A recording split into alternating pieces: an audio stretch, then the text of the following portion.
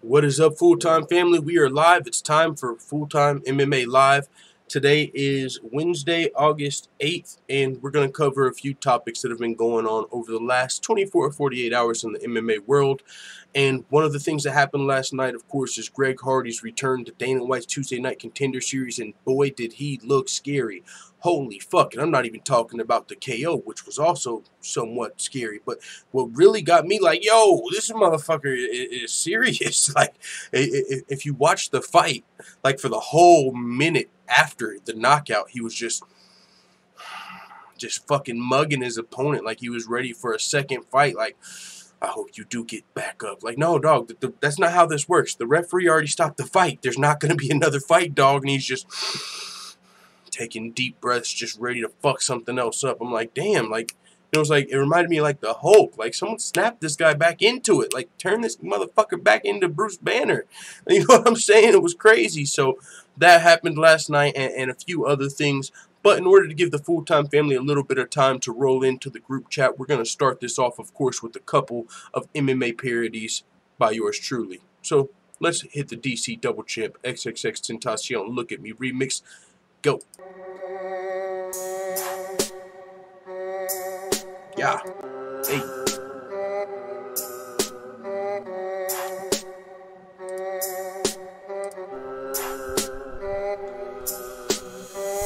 Nobody fucking with me, yeah. I'm about to go be Stipe, yeah. Moving up to heavyweight, yeah. And I am destined to be great, yeah. And if you didn't know, they call me DC. And there's no one that you know that can beat me. Yeah, I fought John Jones, but was he clean? I don't think so. What's in that PP? Steroids, cocaine, probably weed. Testosterone, dick pills, and speed. And shrooms, and pills, and codeine. Goddamn, John turned into a dope fiend. And Stipe's about to turn into a folding chair. When I fold him up, I'ma win 2 belts and hold them up. On my champ shit, kinda knows what's up, little bitch. Hey. What y'all know about that, full-time family? We got one more. Don't think of it. That's all we got. We got hashtag Fire Snoop. Where's my boy MMA vlogger Real Talk Forum been? I know this was like his favorite song. I ain't seen him in a while, so it is what it is. Let's run it. Yeah. You know you fucked up, right? Full time in the house. Let's get it. With so much drama in this day and age, it's kinda hard being full-time MMA, but I somehow, some way, keep coming up with content for my hitters like every single day. Now let's get to this nigga Snoop. Disrespecting McGregor, thinking that shit was cute. Calling Conor a bitch, well what the fuck does that make you? You ain't no big dog, old nigga, you a pooch.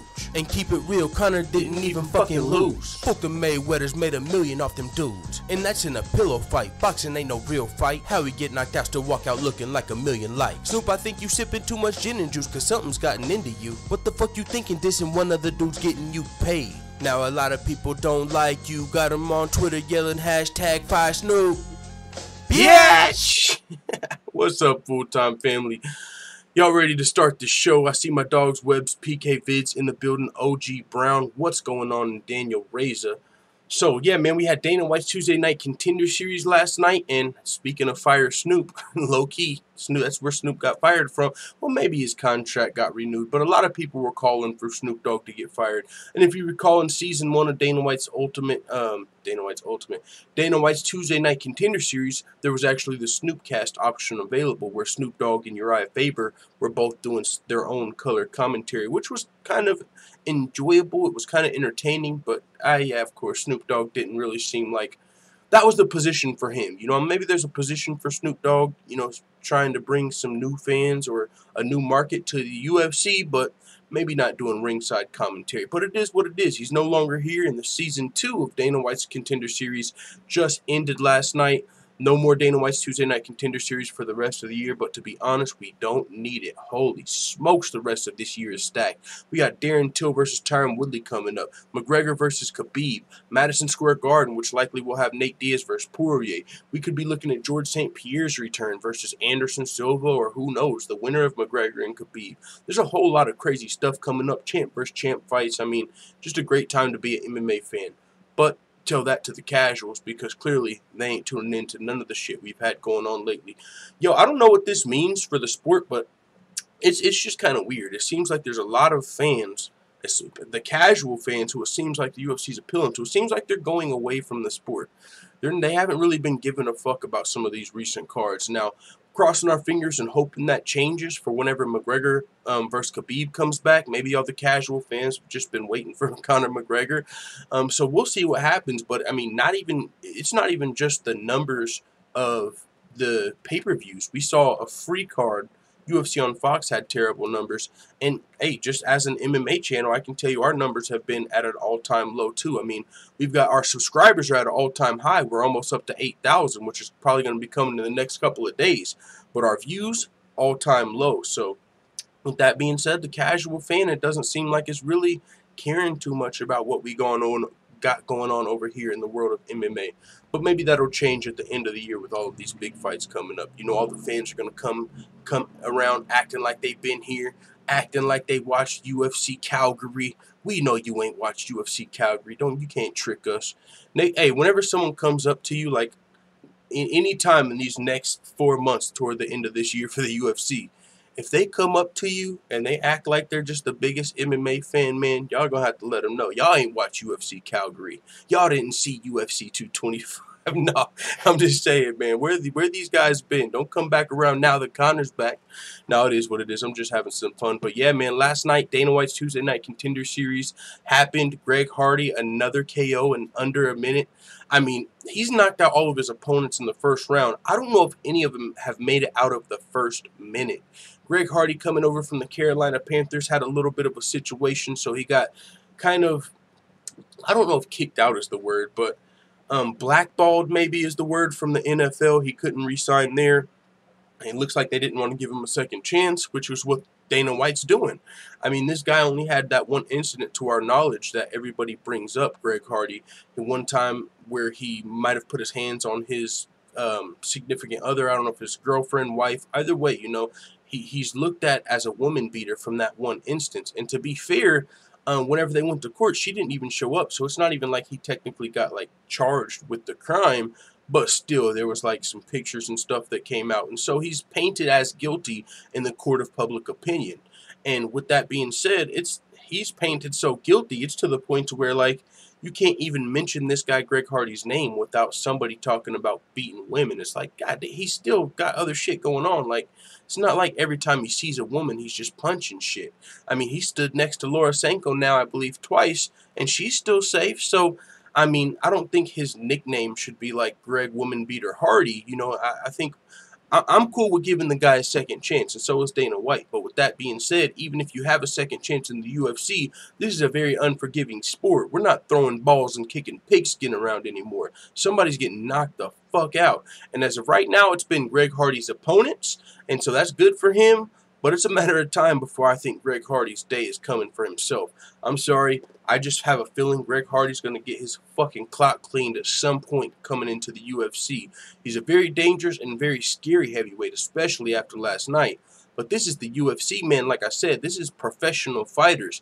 I understand the NFL and NBA players. You know, it will be interesting to see how somebody with that natural athleticism would do if they train MMA for a long time, maybe like an MMA fighter.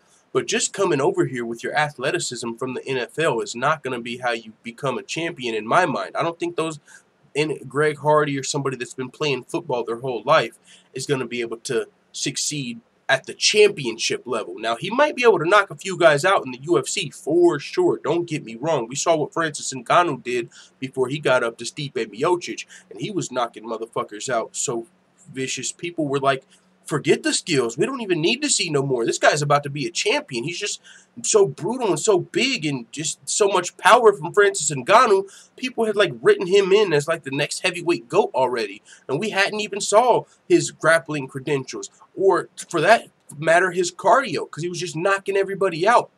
And so I really see a similarity in Greg Hardy and Francis Ngannou in that matter, as we don't know all we need to know yet about Greg Hardy, but we know he's dangerous. We know if he gets a hold of you, if he gets his hands on you, there's a very real chance you're going to sleep in the first round.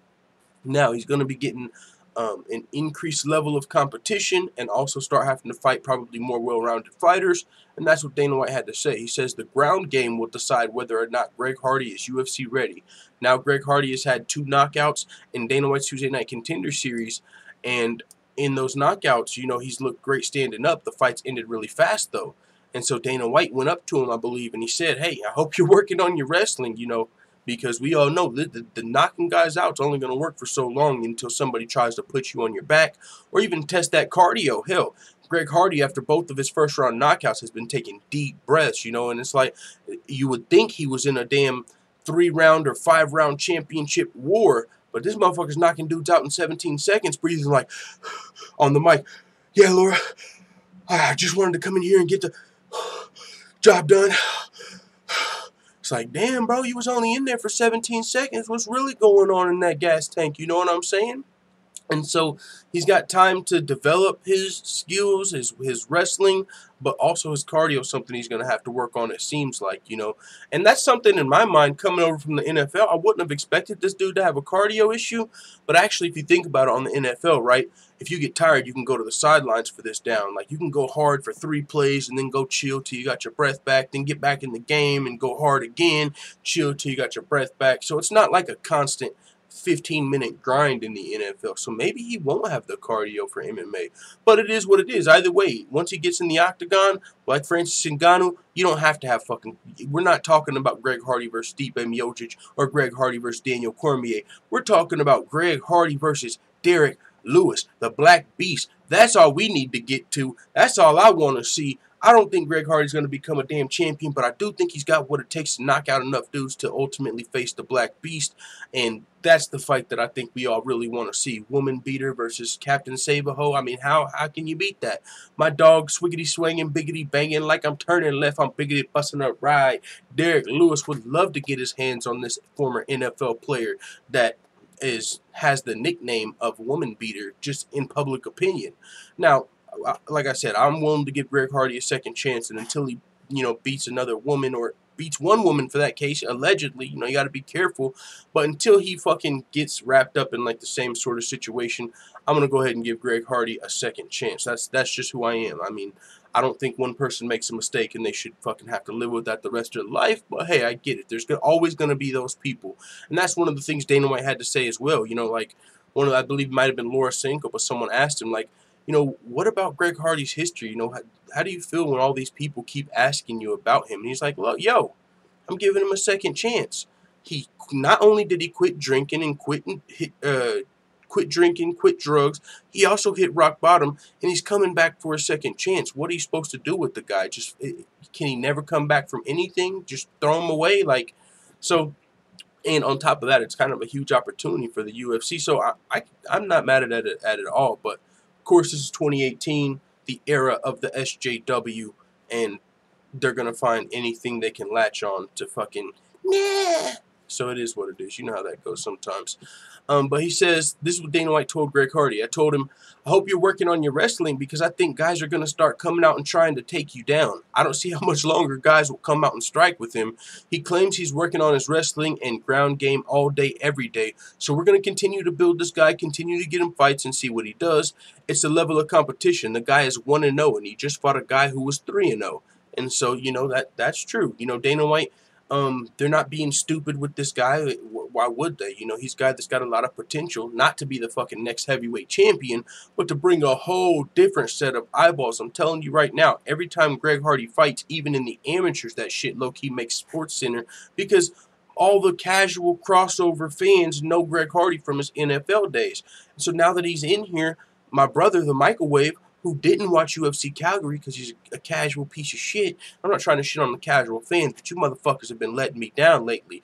And so he'll tell me, oh, you see Greg Hardy got another knockout in 17 seconds? I was like, yeah, he's coming. He was like, bro, he was a beast at Carolina. Like, you know, so a lot of people know about Greg Hardy that might not already be fans of MMA. So that's why when he actually gets into the UFC after this developmental program that Dana White has him in, this guy's going to be a big star as far as People are going to, whether you hate him or love him, people are going to want to watch him fight. People are going to, I know there's going to be people that can't wait to see Greg Hardy get knocked out. There's going to be people that just want to see how far he can take it in the UFC. So I'm down for the ride. But yeah, like Dana White said, man, eventually people are not going to want to trade with you. They're going to try and put you on your back ASAP. So he's got to crash course, a collision course, get as much wrestling as possible because the eyes are on him now. Dana White's Tuesday Night Contender Series is over, so I don't really know what's next for Greg Hardy. Is he just going to train maybe until the Contender Series comes back? Because as of right now, he could have earned a UFC contract with his performance, but since he's still only 2-0, the UFC's taking it slow. They're kind of putting him in a developmental league, whatever that is, in order to get him ready, a developmental program. So he fought his first 2 pro fights in the Contender Series. I don't think the UFC, as part of their developmental program for Greg Hardy, is going to throw him straight into the UFC.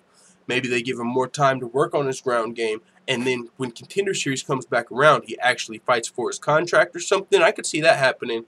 But either way, man, the ultimate goal, the end game for me, is Greg Hardy versus Derrick Lewis. That's what I want to see. That's what I think the fans want to see. And it's already started. Greg Hardy's already mentioned it. It's not like I'm just fucking pitting these guys against each other. They know what the fans want to see. Greg Hardy has already said that I'm going to be fighting the Black Beast one day. So they know what's up. It's kind of like Kayla Harrison and Chris Cyborg. She knows what's up. She ain't getting in here just to avoid Cyborg and be second best. She knows what she's got to do, and that's eventually face Chris Cyborg. So she's going to be trying to do that. Speaking of Kayla Harrison, she's got a fight versus Josette Cotton coming up the 16th. I believe that's 8 days from now. I can't wait for that, man. Terminator 837 said, "Hey, man, in the building. Obey Saint in here. MMA King of the Ring. Greg versus Black Beast." That's what I'm saying, bro. Greg versus Black Beast has to happen. It's got to happen. But with that being said, man, that's a tough fight for both of those guys. Shit. Derrick Lewis, yeah, he's more experienced. Definitely the more experienced fighter, more well-rounded, but Greg Hardy's a motherfucking monster, dog. If you know, it's not like you expect Derrick Lewis to put Greg Hardy on his back and control him with his wrestling, or even for that matter, try and take advantage of Greg Hardy's cardio. So that's just because we all want to see that fight, don't mean our boy Black Beast is going to be able to finish him like we might want to see, which would be unfortunate. Could you imagine, like, all of our favorite, like, fan favorite Derrick Lewis, we all love him. Fucking ultimate Captain Save-A-Ho. You know, it is what it is. He went through what a lot of us have went through, and so now he hates to see any man that puts his hands on a woman. And so with that being said, you got fucking Greg Hardy, who is coming up, labeled as the ultimate woman beater, even though that's kind of crazy because it only happened one time to our knowledge. It's not like he's a fucking serial woman beater, but hey, it is what it is. That's what he's painted as. And so we got Greg Hardy versus the Black Beast. What if fucking Greg Hardy from the NFL, the guy that's labeled as the woman beater, actually beats Derrick Lewis? Fucking just stick the knife in my heart and twist that shit. Ugh, that would fucking suck, full-time family. But hey, it's a very real possibility because, like I said, it's not like Greg Hardy has a terrible matchup against Derrick Lewis. So we'll see what happens. But yeah, Dana White continued to say, when a guy has that mentality going into a fight, it's a good thing. But you saw what happened. In 17 seconds, he finished him. Hardy hits hard. He's big, he's strong, he's confident. He got hit with a couple shots on the chin, took him. It's all going to be about that ground game when that happens to him. So, yeah, I mean, Greg Hardy, you know, you can knock all these dudes out. And he's training with the American Top Team, which is actually one of the best teams for him to be training with. One of the best teams in the MMA world. So, it's a great team. I'm sure he's going to be able to develop there, fight with some of the best fighters in the world, whatever training partners he might need, wrestling partners he might need. American Top Team will probably be able to provide that for Greg Hardy. So, if the UFC takes it slow with Greg Hardy, almost kind of like, I don't know who to compare it to. I was kind of thinking like Bellator with Michael Venom Page, right? Like, but honestly, that's what I would like to see the UFC do with Sean O'Malley, low-key. Kind of like treat him as their Michael Venom Page. I know that can't happen in the UFC, but low-key, that's what I want. But for Greg Hardy, maybe something like that, right? Give him a winnable fight, but at the same time, you don't want to throw him to the fucking wolf, right? I mean, so interesting situation, but the guy that Greg Hardy fought, Tebaris Gordon, he was talking about like, yo, I've fought guys that hit harder than Greg Hardy. I'm not worried about it. You know what I'm saying? I've fought more experienced guys. I'm more experienced. He came in there with that mentality, oh, I'm fighting a newcomer, and got his fucking clock clean. So with that being said, there's probably a lot of fighters that are going to have that mentality. Yo, I've fought more experienced guys. I've fought heavy hitters. It's nothing that I haven't felt before. They're going to come in there, try and stand with Greg Hardy, and before they know it, they're going to be waking up. Like, oh, shit, he hit way harder, and he was way faster than I expected. He just fucking blitzed me out of the dime package. You know what I'm saying? I heard, blue, 42, and I woke up. That's what's going to happen over here. If you take Greg Hardy lightly in that motherfucking athleticism, dude's a killer. You better be real careful in that first round. But yeah, so Dana White said Greg Hardy's done a complete 180 and he's become a better person. He says, this guy changed his life around. This is his second chance. He's been excellent to deal with. Everybody who's come in contact with him since he's been with us has said nothing but good things about him. The guy made a mistake. You're always going to have the freaks that have nothing better to do and this and that, and somebody has a cause. What the guy did was horrible. He has a second chance here. He turned his life around. He got off the drugs. He got off alcohol. He hit rock bottom and built himself back up. What do they want the guy to do? Should he never work again? He should never do anything again? Life doesn't work that way. Love that from Dana White. What the fuck do you guys want Greg Hardy to do? And I'm talking about the people that are like, he's a woman beater. Don't even let him in your gym. Don't ever let this guy fight in the UFC.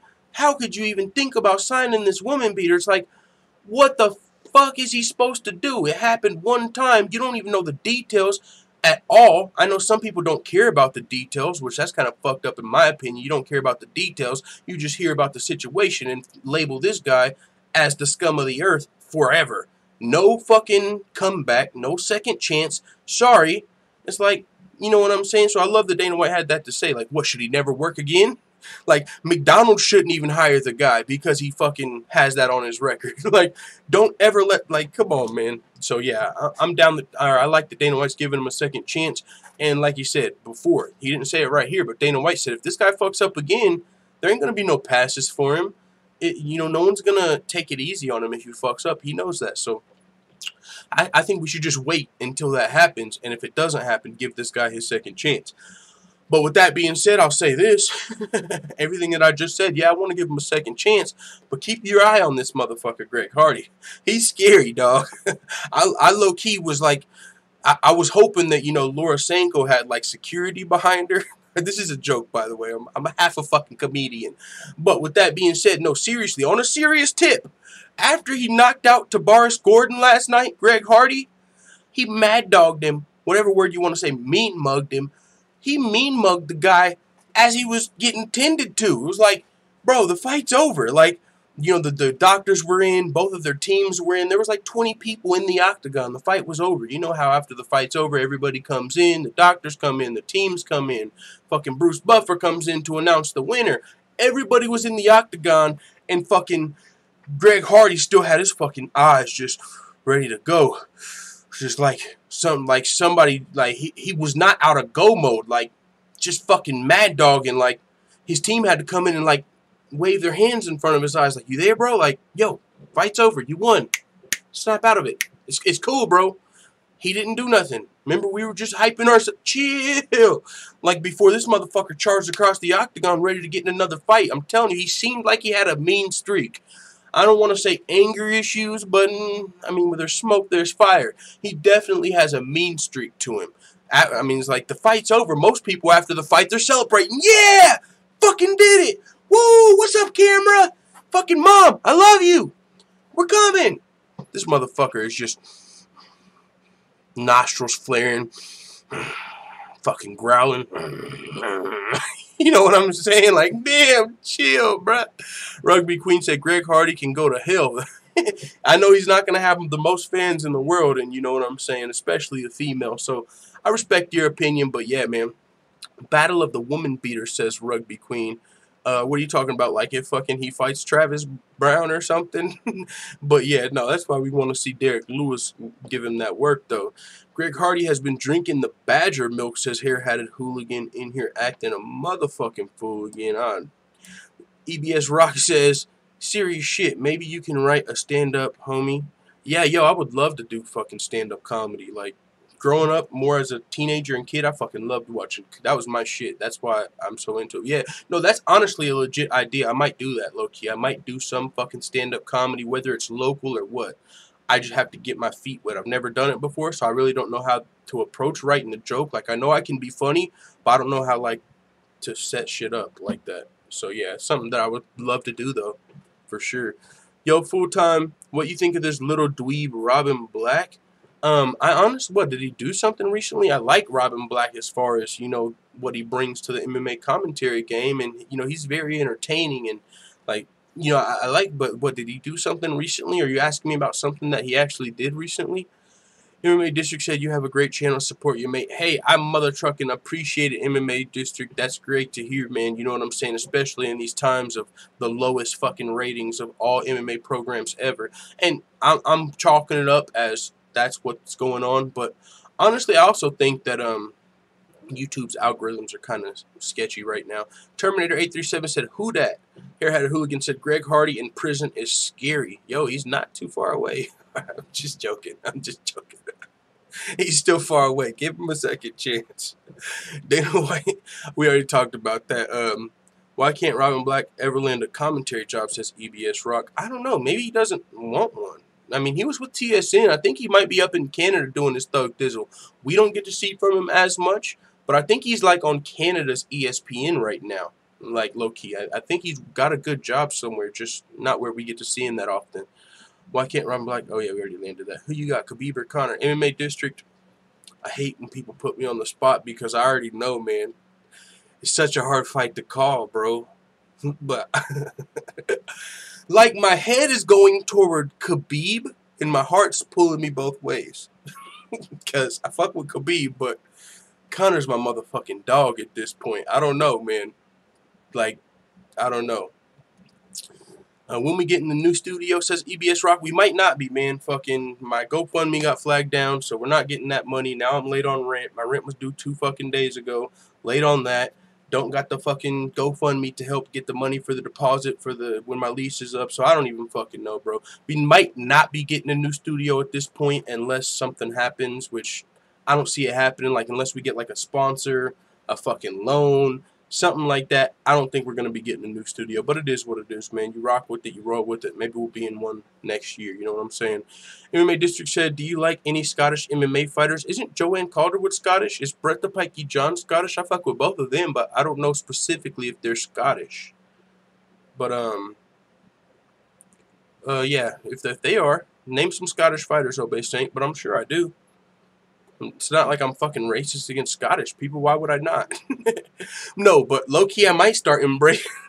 I've said this before. I might start fucking embracing that shit, bro. I'm telling you guys, I'm about to low-key fucking try and appeal to the bigger audience.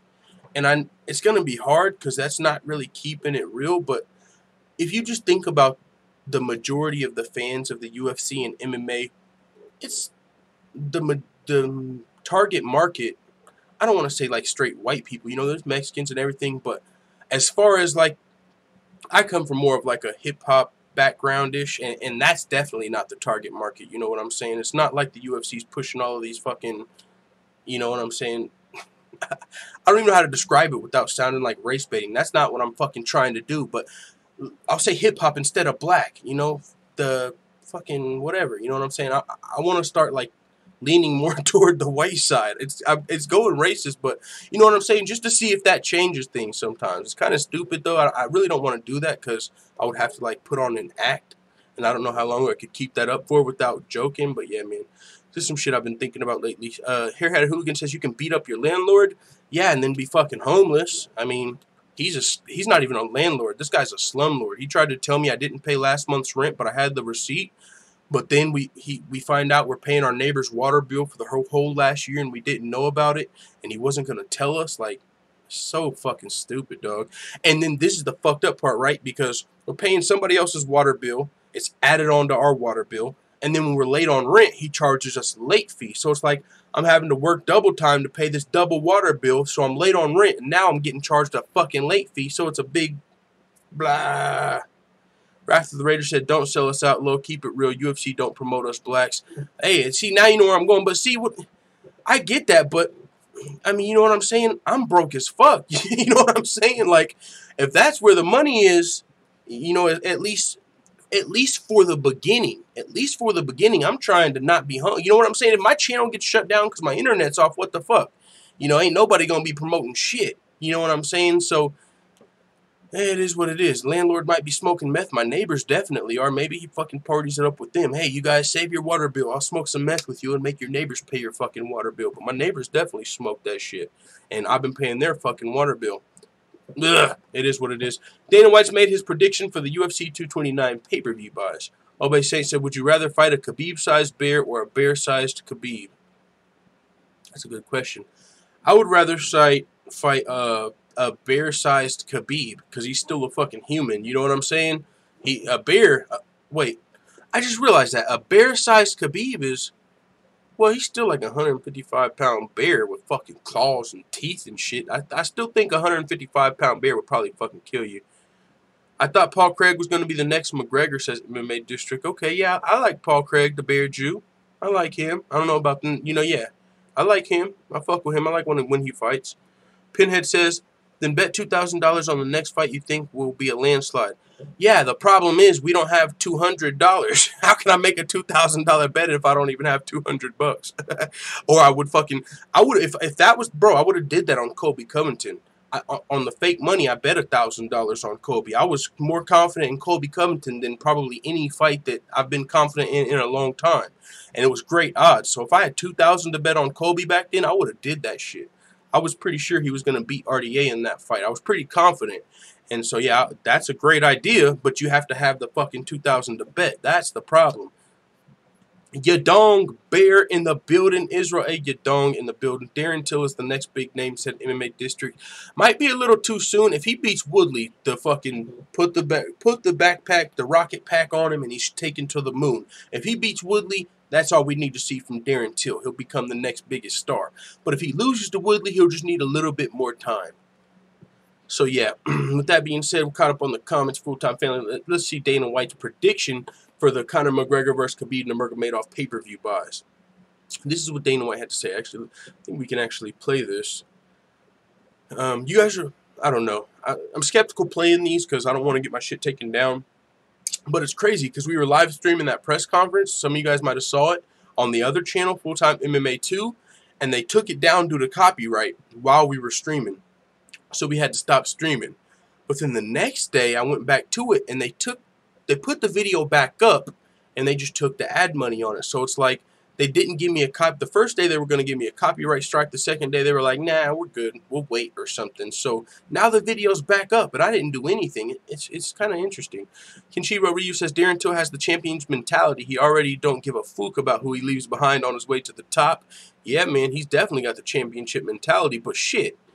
Daniel Cormier and Conor McGregor, they give a fuck about their family. Well, Conor just had his baby, but Daniel Cormier gives a fuck about, you know, who he leaves behind, and he still made it to the top. You know, I like that mentality from Darren Till just because he's focused on a goal and he's trying to get there. He's not letting any distractions come from it. But at the same time, I don't think that that's all the way necessary. I don't think the only way to get to the top of the fight game is saying, like, you know, I don't care about my daughter. I don't care about my pregnant baby.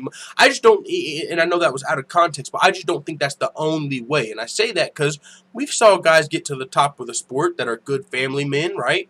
Daniel Cormier comes, Stipe Miocic, he couldn't wait to spend time with his daughter. TJ Dillashaw just had a new daughter or new family. He cares about his family, and he's at the top of the sport. So, you know what I'm saying? Darren Till, I definitely think he's got the championship mentality. I'll say he has a championship mentality. But I don't know if that's the only championship mentality. But I still fuck with Darren Till. And if Darren Till wins, I'll honestly be happy. I'm not going to lie, man. It would be a new champ. It's not like you can say you're excited for Tyron Woodley's next fight, just to be honest, you know. I mean, against Colby Covington, that was starting to make it exciting because they hated each other. But to be fair, Colby Covington versus Tyron Woodley did have the potential to be a little of a snoozer, depending on if Colby decided to take it to Tyron, whatever happened. So, but Darren Till, man, I hate how his last fucking fight played out because I was so on the Till wagon. You guys don't even understand. I was like the one driving that thing. Before Darren Till fought Donald Cerrone, I picked Darren Till to win that fight. People thought I was crazy. After he won, I was like, yo, this motherfucker's legit. Boom, boom, boom. Dangerous. Yeah, everything. I was fucking all aboard the Darren Till wagon. But then just the way the fucking Wonderboy fight played out just sucked for me. Because it sucked some of that fucking hype I had out for Darren Till. Like, I was so hyped for the kid, thought he was, and I still do. I'm trying to get back there. But whenever he, not only the fight wasn't great versus Wonderboy, but also missed weight, I was like, you know, just, I was just so fucking let down. And then when he got the title shot, I was just kind of like, all right, but I just don't know if he's ready. You know, but if the Wonderboy fight would have played out any differently, like let's say he fucking knocked Wonderboy out in the second round, I would be going crazy. Tyron Woodley's done for, no chance. What the fuck are you talking about? This is a light heavyweight coming to fucking smack Tyron Woodley back down to the Contender relegations. You know, like I would be just so on the Till wagon, fuck Woodley, Till all day type shit. And even though I don't mean like fuck Tyron Woodley, but I'm just saying that's how much hyped I was for Darren Till. I couldn't wait. But like so much wind got let out of my sails in that Wonderboy fight. Invincible Summer said Till equals too emotional. We'll end up like Cody. Yeah, I'm just a little, you know, yeah, the wind's out of my sails a little bit. Kenshiro Ryu says cutting from 200 to 170 is mad easy. Till cuts from 215. Yeah, Till's a motherfucking heavyweight, low key. Invincible Summer says, Till equals too emotional, will end up like Cody. Did I already read that or just say it again? MMA District says Till will take over. Hey, if Till wins, I'm fucking all aboard. Like I said, can't wait. It's going to be a great fight. But as of right now, it is a little hard for me to pick him to beat Woodley. I feel like Woodley looked better against Wonderboy, and he actually did it without, you know, at least when Darren Till fought Wonderboy, he could at least watch the Woodley fights and say, okay, this is how he had success. So he went in there and fought it a little smarter. You know, so Tyron Woodley kind of laid out a map almost to kind of a way to beat Wonderboy, and for Darren Till as of recent. And then Darren Till went in there and still arguably did worse than Tyron Woodley against Wonderboy. I feel like Tyron Woodley beat Wonderboy more convincingly than Darren Till did. And so if you look at their common opponent, I feel like Woodley did better. And then when you just think about like the weight cut could affect Till, I mean, even if he does make weight, it's going to be a rough weight cut, you know. And sometimes that can drain a fighter. It might make your chin a little weaker. MMA District said, I'm Scottish MMA fighter. I train with UFC Stevie Ray. You will see me in the UFC in the near future. That's super dope MMA District. Yeah, Stevie Ray. I like Stevie Ray too, bro. Yeah, so I just didn't know exactly all the fighters that came specifically from Scotland. But yeah, bro, I definitely fuck with Scottish MMA fighters. I fuck with the Bear Drew, Paul Craig, Stevie Ray. And yeah, man, you, especially now that you're rocking with the channel, that'd be dope to see you in the UFC. Kenshiro Ryu says, once Till said he don't give a shit about his girlfriend and kids, everyone's going to grow to fear him and respect him like a true alpha. Watch his 120 odds become minus 120 soon. Luckily, I got at plus 145 already. Okay, yeah. I wouldn't be surprised if the odds start just fucking money starts piling in on Till. I wouldn't be surprised. But yeah, that you definitely got the best odds, because the closer the fight gets and the more shit, the more boogers he eats, and the more times that he, you know, the more times that he fucking, you know, just lets people know he's here for the belt and the belt only. Like, I don't know, it's crazy. Darren Till is definitely got star quality, though. If he wins this fight, I'll say he's probably the next fucking big thing. But if he loses this fight, he still got potential. This fight is so crazy to me, bro. It's so crazy to me. Darren Till versus Woodley, like, fuck it. It's coming up, though. It's going to happen. We're going to see what happens. But the fight's crazy. I almost feel like it's like ideally, as a big Darren Till fan, I almost feel like he got just a little more time or just one more fight before he had to fight Woodley. Like, I almost just wish he got one more fucking fight before he had to go in there against Woodley after the weight cut and stuff. So, we'll see what happens, though. I got it plus 260 on Till versus Wonderboy. God damn. That's crazy that those odds even existed. They had Till down to a plus 260. That's crazy. They all say that, Tony. Kenshiro Ryu says, or it was plus 280. I got it mad early. I knew he would win. I put 300. Yeah, man, that's a good fucking bet, Kenshiro. You be on those underdogs. Hey, Sunday said, "What up, fam?" Weezin336 says, "I agree. Till should have fought Usman before he got a title shot." Yeah, I would have just loved to see him, even if it wasn't Usman. It could have been fucking Lawler. It could have been Masvidal. It could have been Mike Perry, for all I give a shit. I just wanted to see him make the weight, you know what I'm saying, and then look good in the fight. Because in the Wonderboy fight, not only did he miss weight, a lot of people thought Wonderboy won the fight. And if you recall, even after the fight, Darren Till came out and he was like, yeah, I don't deserve the title shot. Give it to Wonderboy. Even though I got my hand raised, give the shot to Wonderboy. I'm going to have to beat all these welterweights anyway. I'll fight again. So he was willing to fight again, and you can't expect him to turn down the offer. But I'm just a little, I don't even know what the word is, surprised, confused, upset at the UFC for putting Darren Till in here in this situation. But they needed a pay-per-view headliner, and they didn't want to use Chris Cyborg or make an interim featherweight title, so you got to book who you can book. But Dana White came out and he confirmed, though, that Colby Covington could have fought. He said, you know, he could have waited for the surgery until after his fight. He said it wasn't a mandatory surgery. It wasn't all the way necessary. Colby Covington decided to get the surgery instead of fight. Now, when that's coming from Dana White, sorry, Colby, you're ducking your motherfucking taco. It's one thing if you can't breathe coming into your fight. It's like, yeah, I don't expect you to go into the fight not breathing. But if this is something you've already been dealing with, like I believe Colby Covington fought Rafael Dos Anjos, and it's not like he sustained that nasal injury or whatever in the Dos Anjos fight. This was something that he could have chose to get surgery on after the fight if he wanted, before the fight. And it just so happened when it was time to fight Tyron Woodley, he opted in to get the fucking nose surgery and go on a world tour with his fucking boo-boo belt and, you know, let Ronda pose with Ronda Rousey at WWE, go to the White House. It's like he's fucking going on a world tour with the interim belt before he even becomes the real champ. Like, it's one thing if you beat Tyron Woodley and then go visit the fucking president and then go to WWE, you know, because you're the actual champion. That means something. When you're the #1 contender at the fucking White House right now, and you're literally posing with your shit like you're the champion. And what's crazy is, he low-key turned Tyron Woodley versus Darren Till into the interim title fight. That's kind of what's crazy. Tyron Woodley's fighting Darren Till, and the winner fights Covington. And he's the interim champ. So, it is what it is. That's just kind of funny. MMA Addict said it's the Nerd Bash tour. Yeah. MMA District said, thanks, for the nice message. Follow my journey at Insta, Tony Anderson, and I don't mean to promo in a bad way. Oh, you're good, bro. If you're a fighter and you're promoting your shit, you can do that shit all day. I'll pull up your Instagram right motherfucking now on the stream. I got love for fighters. But if you're another channel trying to come in here and suck the clout off of me, you can eat a dick. You know, if you're a channel I fuck with, you're on the call, plug your shit. But if you're coming in here in the chat, hey, check out my new channel, Full-Time Family, blocked. Yeah, out of here. But if you're a fighter, bro, I'm all about the promo. So, fuck yeah, everybody. We're about to go follow Tony_Anderson on Instagram right now together. I put Tony_Instagram Anderson Instagram. Let's go. Maybe I should just go to Instagram first, right? Instagram. Tony Anderson. Uh-oh, we got some Yana Kunitskaya cheeks on the screen. Tony Anderson.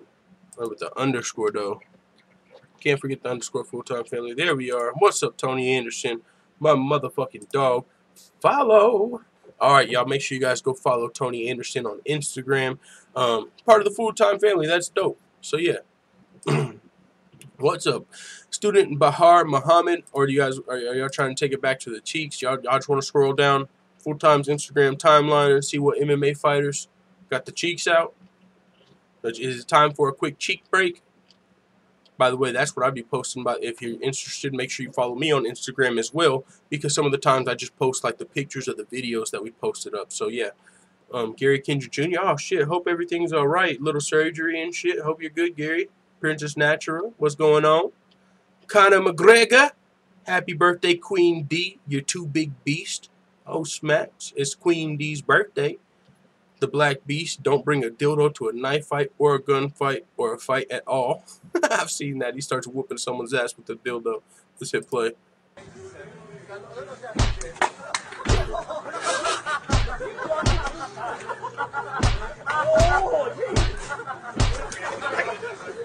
Oh, I remember this. Oh, he picks the dildo up and starts beating his homie up with it. Like, oh! Gotta get your jujitsu up. Oh. No! I don't even know if I can put the rest of that on the screen. Yo, that's 20K hits is 5,000. Only I can get my ass. What? See, I don't even know if I didn't even know Instagram paid like that. You know what I'm saying? But yeah, I only got like fucking 200 followers or something. I got no clout, no clout. I'd imagine Woodley would be faster in most areas, but Till can move too. Yeah, I just don't know what Till's game plan is going to be. A lot of people feel like Till needs to pressure him against the fence, and you know, potentially try and keep Tyron Woodley against the fence because they feel like that's where he's going to have his most success. And also, if you don't want Tyron Woodley to be able to conserve his energy, if you feel like Tyron Woodley has cardio problems, which I don't even know if that's the case. He's fought to a few 5-round fights now. But in those fights, he was able to conserve his energy. He didn't really have to go too crazy in the first or second round. So if you're trying to get Tyron Woodley to use his energy to be able to beat him in the later rounds of the fight, you're going to kind of have to apply pressure, whether you're putting Tyron Woodley's back against the fence or whatnot. But with that being said, putting Tyron Woodley's back against the fence is a fucking dangerous thing.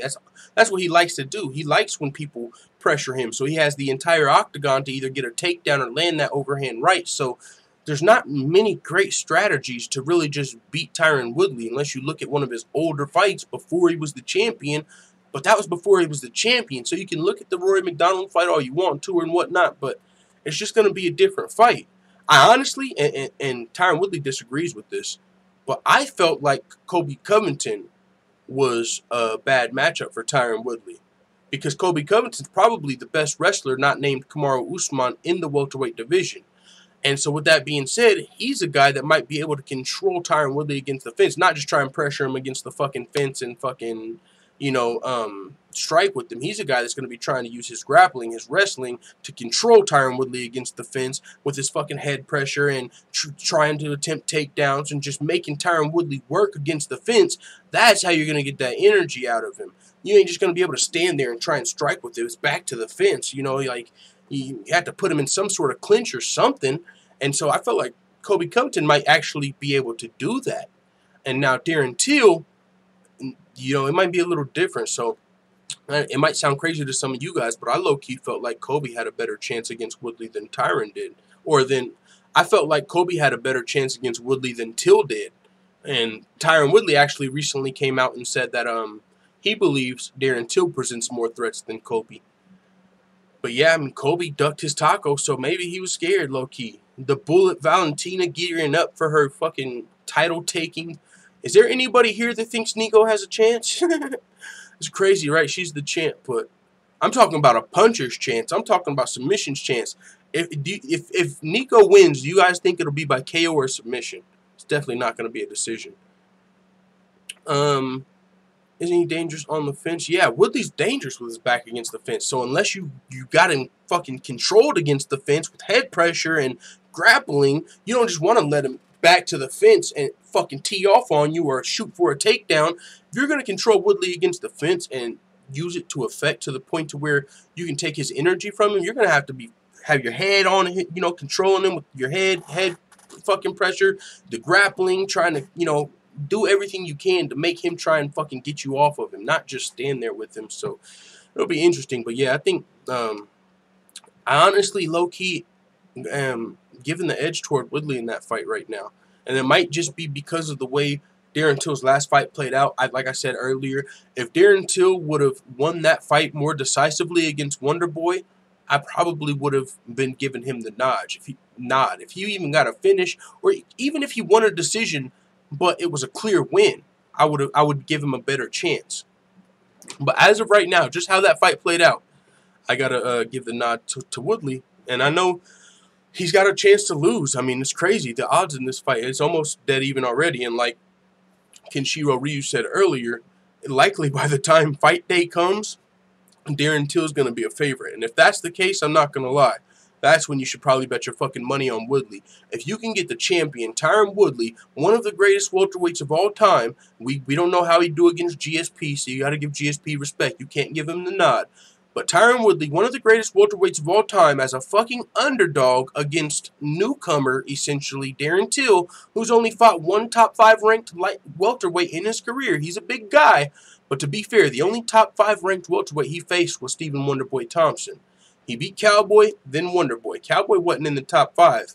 Maybe, yeah, no, he lost to Lawler. So if you're telling me you can get Tyron Woodley as an underdog against fucking Darren Till, that's crazy odds. I don't think Tyron Woodley should be an underdog. But like Kenshiro said, the closer the fight gets, the more people putting their money on Darren Till.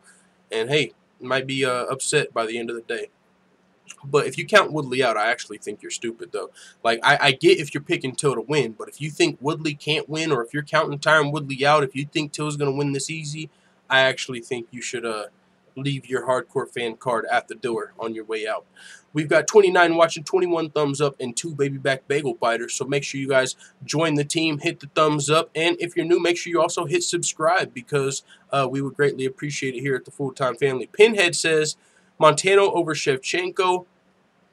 I'm not going to say that. You know, if I was just casually talking to some friends and having fun, I would have told you to kill yourself. But I don't actually mean it, and I don't want it to get taken out of context. I'm just joking. I mean, actually, I should just say, Pinhead, slap yourself if you think Montano's beating Shevchenko. As a matter of fact, you should probably go get your money, save up all the money you can until UFC 228, and bet on Montano, because you're going to get some great odds. But I don't think it's going to be a great night for the Montano camp. That weird guy says, my heart says Justin, but my brain says Vic by TKO or submission.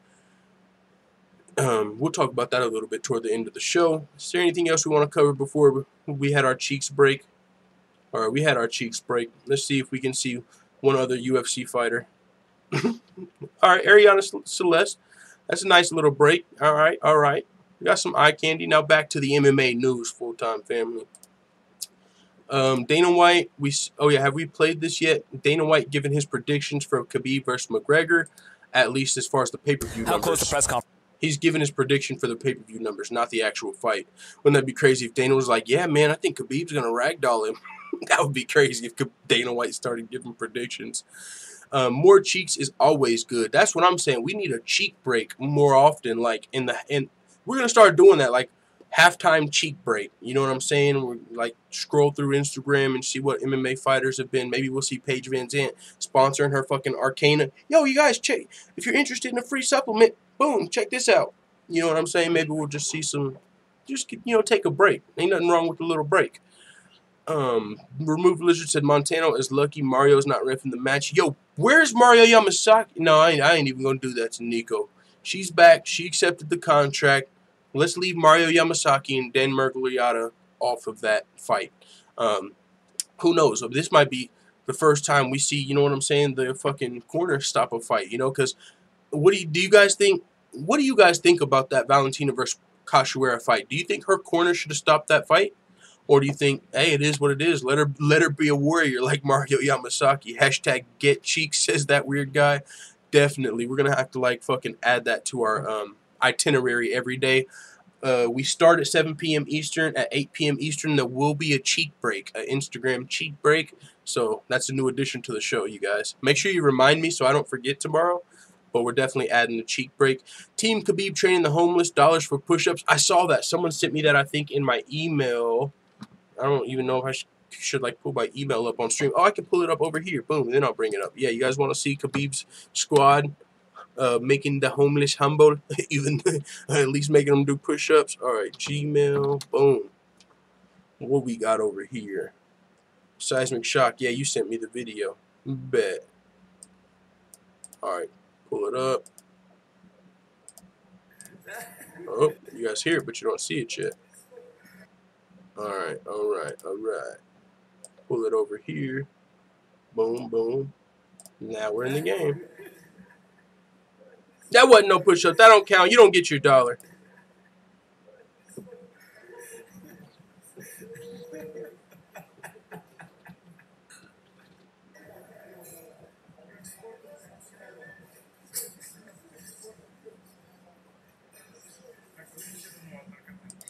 It looks like he's explaining to him, listen, bro, you didn't do a real push-up. Watch. Too soon. You see how fast he pulled away that dollar, low-key?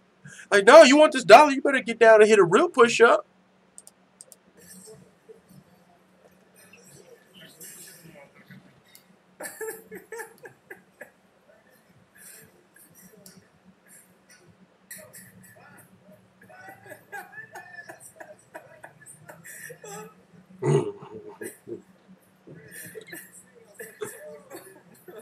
Think, is that a Louis bag right here? They got the Louis bag right there. That's racist. No, I'm just kidding. But yeah, no, that was pretty funny, bro. Ex-wife Troliga. What in the fuck is going on here? What is that, like, Stewie's, or not Stewie, fucking Bada Bing Jr. back in the building? Student Bahar Muhammad Ahmed said, of course Dana White wants so bad Conor to win. Yeah, speaking of Dana White wanting Conor McGregor to win, no, he didn't make his actual prediction on the fight, but he did predict the pay-per-view buys. Conference time, did this all come together? Oh, that's 2 minutes long. I don't think we can fucking play that whole thing, so I'll just read what you had to say. He says, we're looking at 2 million pay-per-view buys, and that's fucking crazy. Holy smokes, if Conor McGregor comes back and sells 2 million pay-per-view buys, which is very possible for the biggest UFC fight in all time, I don't know, maybe it's not possible. That really almost seems unrealistic. Did Floyd Mayweather versus Conor McGregor? Yeah, they did, actually. They were like up at like 4.6 or something crazy. So yeah, that's not unrealistic. But for the UFC to do 2 million pay-per-view buys would be a great night at the office. Holy smokes. And Conor would be the A-side for that fight if you think about it. So he's going to be getting cashed out. But shit, he just wants this fight regardless. So it says, pay-per-view stats via Tapology. There was really no problems for us putting this fight together. It's what makes Conor McGregor such an international superstar. This guy fights anybody, anywhere, anytime. After a 2-year layoff, he comes right out the gate and wants Khabib and Khabib, who's undefeated and obviously destroyed everybody in front of him. He wants this fight now and wants to defend his title against Conor McGregor. So, not only is this a fight that is a great matchup, but also it's deeper than rap. So everybody around the world wants to see this, not just us, the hardcore, not even just the casual fans. If there's a fucking level outside of casual, they want to watch McGregor versus Khabib. Like, this fight would be huge, and that's why hopefully, this fight gets, nothing happens. There's no, I don't even want to jinx it, but hopefully nothing happens in this fight. We've seen a lot of main events where there's the co-main event. Like, I'll just say this, MMA gods, if you're listening, fuck the co-main event. You know what I'm saying? Like, whoever's in the co-main event, which there's talks of, and we'll get to that a little bit later, whoever's in the co-main event for UFC 229, break their leg. Maybe not break the leg. I'm not wishing injury like that, but you get the point. Fuck it. We'll sacrifice it. Make up a great co-main event just to sacrifice to the MMA gods so nothing happens to the main event. We got to do what we got to do. It is what it is. We need to see this fight. McGregor versus Khabib. The whole world wants to see it. Let's go. That weird guy said, I'd be more surprised if it made it to decision that the cash cow, than if the cash cow gets the nod. Infamous says Floyd versus Conor did 4.4 apparently. They did more international, but those numbers are harder to come by. Yeah, that's what I was thinking afterward. Like, oh, actually, they did like 4 point something. So half of that is I think a reasonable expectation for Conor McGregor. It would still be his biggest fight in the UFC for sure, though. I mean, I don't think Conor McGregor, he might have cracked 1.8 at the highest. Maybe 1.9 or something like that. Like, lower than that maybe with the Diaz fight, but 2 million would be an all-time high for sure. So we'll see what happens. I low-key want to do a fight companion. I want to start doing fight companions, you guys, low-key. I mean, we'll see, but yeah, I kind of want to start like doing fight companions rather than our normal just instant fight reactions, man. Especially by the time UFC 229 is here, I just don't know if we're going to have the fucking capabilities. Obey Saint says, how well do you think Askren would do in the UFC welterweight division? We're about to get to that next, actually. But yeah, so Dana White's predicting about 2 million buys for McGregor versus Khabib, which would be in line with the biggest pay-per-view of all time. But before we get to Ben Askren, though, Dana White on Francis Ngannou struggles. He says, I completely saw it coming. Well, I wish he would have fucking let us know, you know what I'm saying? But this is what he had to say. Francis Ngannou, at the time he was coming up, I believe this guy was going to be the guy. He was going to be the heavyweight champion. And he lost his mind. The guy completely lost his mind and started to act in a way that you just don't act. I completely saw it coming. That Stipe, obviously Francis Ngannou is a massive, strong, hard-hitting guy, and anything can happen when he gets in there. But Stipe has this thing where he feels disrespected. This guy is always on fire and pissed off at the world, pissed off at us, and I saw that coming. I knew Francis Ngannou left the training center here where he had trained for his previous fights, took off to France, and was in France training or doing whatever he was doing leading up to the Stipe fight because he absolutely, positively knew he was going to beat Stipe. He says, I don't know. Ngannou has a lot of things he needs to fix personally and professionally to see if he ever gets back on track again. So Dana White off the Ngannou wagon, it seems like, unless he comes back to the Performance Institute, that is. But it seems like maybe Francis Ngannou, I don't know why he would have, you know, if it ain't broke, don't fix it. Maybe he got too comfortable or content beating guys. He felt like, oh, a foregone conclusion. I'm going to knock out Stipe, and then I'm just going to move back to France forever. I don't know why he decided to go back to France. You come to the Performance Institute, you're knocking motherfuckers' heads off almost. Like, I almost expected Alistair Overeem to go up to the next level. You guys remember Mortal Kombat when you hit that fucking uppercut and they go up to the next stage and you jump up there to fight him up there? Like, that's almost what happened with the Francis Ngannou uppercut. That's that type of boom. You know what I'm saying? So I almost expected that. Deadly fighter. And then it's like right before you get to the big fight, right before you get to the biggest fight of your life, right before you get to the title shot, you start going to France and doing whatever. We don't even know what he was doing, and Dana White's off of him. And we've seen this before, though. I mean, Dana White also said this about Uriah Hall. Not the exact same things, but he was like, you know, the guys at the Performance Institute were letting us know that he might have been going out or he wasn't doing everything they were saying at the Performance Institute. So whenever guys go away from the ways of the Performance Institute, it seems like it affects their career and bad things happen. So might want to stay at that Performance Institute. But yeah, what about the Derrick Lewis fight? You know what I'm saying? Like, it's one thing if we're just talking about the Stipe fight.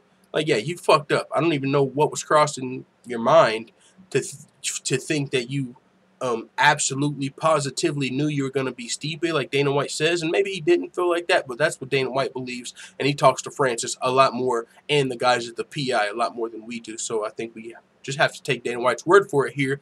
But yeah, I mean, you could see that. I mean, one of the things I did notice about Francis Ngannou before the Stipe fight is, like, he was starting to, like, you know, get his clothes fitted and just starting to get accustomed to the nice life, you know what I'm saying, like on the embeddeds and shit, like, they were taking him to different clothes shops, and he was starting to look like he was fitting in Vegas. He was starting to, like, fit in, like, you know, the lavish lifestyle, like, away from the humbleness that he came from. Now, when you talk to him or hear him, he still sounds humble. It's not like he's fucking just talking trash, like, oh, Stipe has no chance. I'm going to knock Stipe out. No chance. It's over and new. You know, he wasn't going crazy with it, but he was still starting to get maybe a little accustomed to the new lifestyle. Maybe that had something to do with it, but on top of that, Dana White said he went over to France doing whatever God knows what. Shoot, you're like, that's something as well, but he is a grown man. What are you going to do? Hey, Francis, you can't leave. You must stay at the Performance Institute like this was fucking slavery or something. If Francis wants to get up and go, say hi to some French hoes, you can't stop him. You know, what if he got on Instagram, French baddie, boom, I'll see you whenever you get here. Voulez-vous coucher avec moi ce soir? And motherfucking Francis Ngannou looked twice, got the plane ticket, boom, voulez-vous coucher avec moi? You know what I'm saying? I'm just saying. Maybe it was some of them French hoes. Weezin336 says Ngannou thought he'd walk through Stipe in the first round. Yeah, like he was doing everybody else. He was just like, hey, this is easy. He started feeling like the shit was easy. Like, they said Alistair Overeem was the best striker in the division. Whoopsie! Knocked that motherfucker through the roof. So, yeah. Poet Against It says Francis was Dana's man till he failed to get rid of Stipe. That's funny the way you say that, bro, because it's like, you know, Stipe felt disrespected. He felt like the UFC was disrespecting him specifically, right? So it's like a lot of people felt like they were bringing up Francis to get rid of Stipe. And when he lost, it's like, You motherfucker. You had one job. You had one job. Knock out Stipe. And you decided to get you some French hoes. No, I'm just kidding. But let's continue, though. Dana White open to having Ben Askren in the UFC. Yeah, there's a lot of Dana White on the show today. He was speaking with the media. It was the end of Dana White's Tuesday Night Contender series. So we got a lot of Dana White on the show today, but it's all good. We might have to go to another cheek break in between all this Dana White talk. But as far as Ben Askren, man, some of you might not know who Ben Askren is. Some of you probably do. Since we're hardcores, I'm going to assume a majority of you do.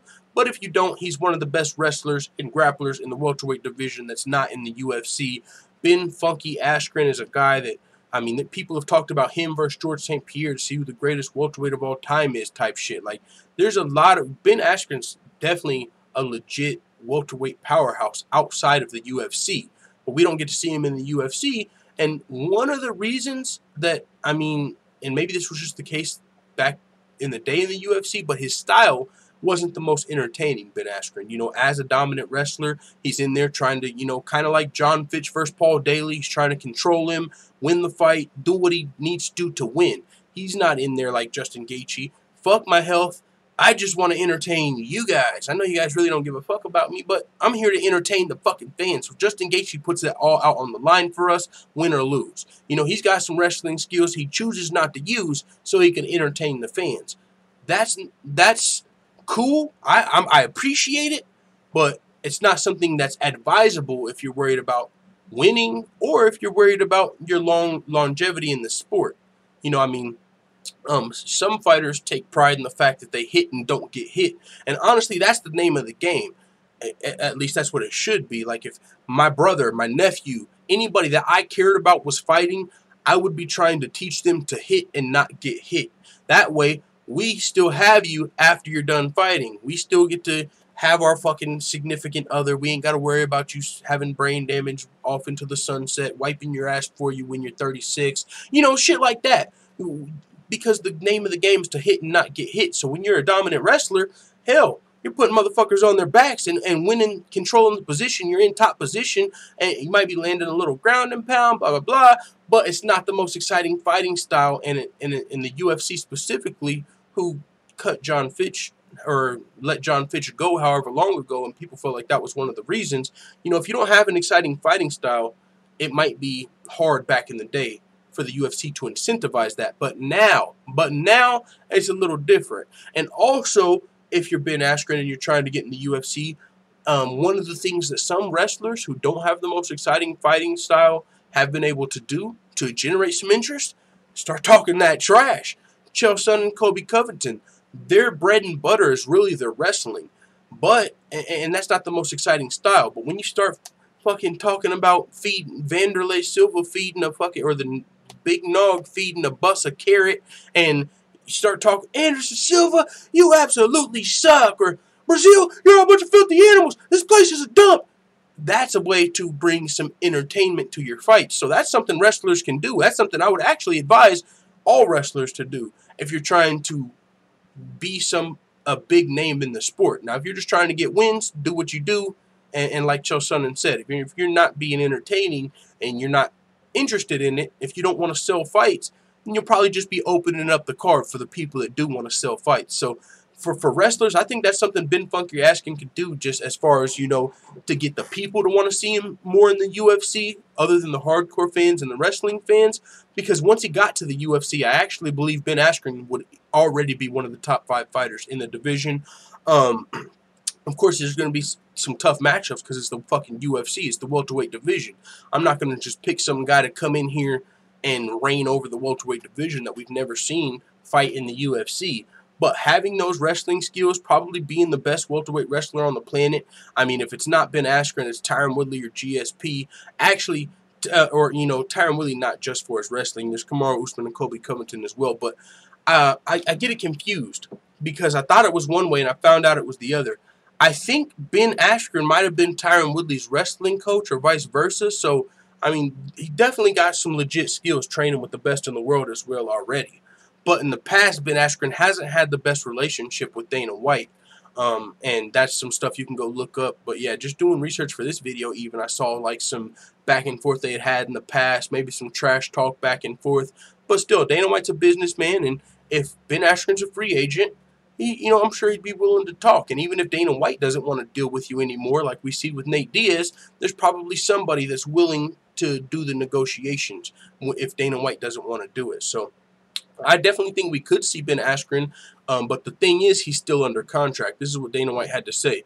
Ben Askren is under contract with 1 championship. Ben Askren hit me up a few months ago and said, "What are the odds we can talk about me getting into the UFC?" And I said, "We can absolutely talk about it." And I said, "You need to send me a letter before I even talk to you or meet with you or do anything.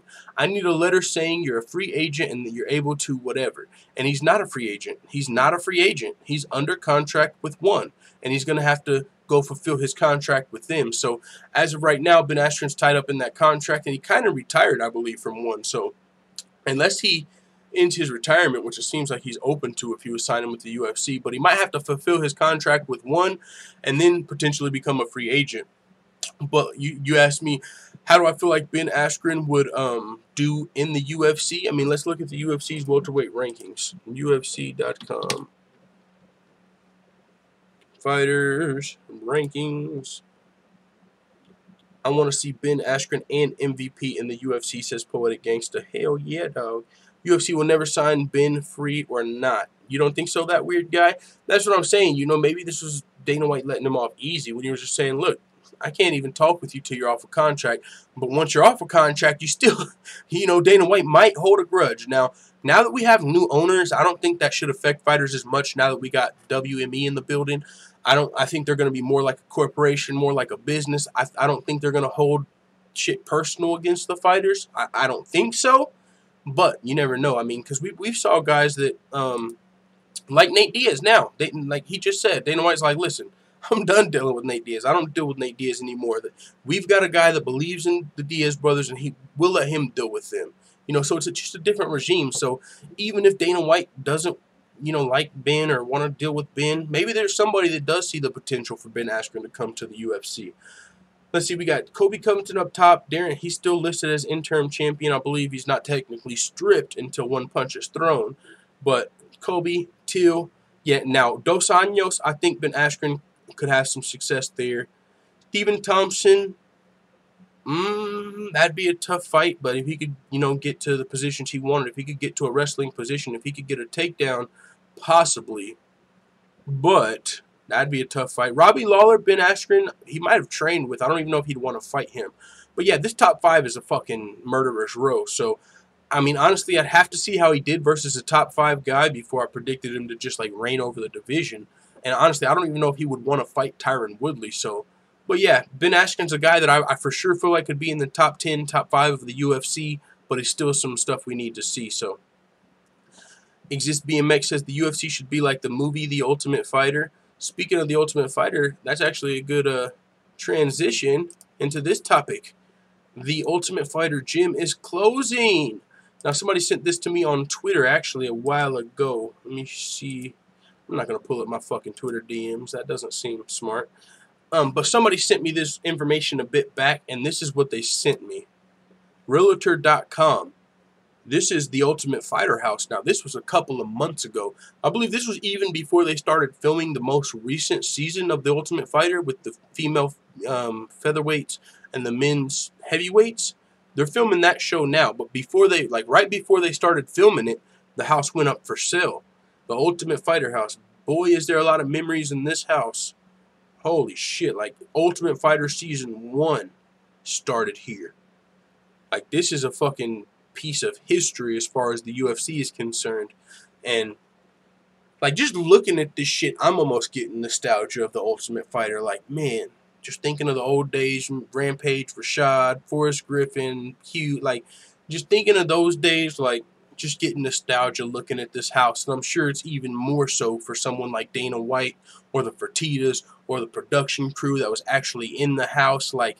This almost feels like a big event. But the good news is it doesn't necessarily mean the end of the Ultimate Fighter. Well, good or bad, depending on how you take it. But I feel like the Ultimate Fighter, it's part of the UFC at this point. It might not be the highlight of the UFC.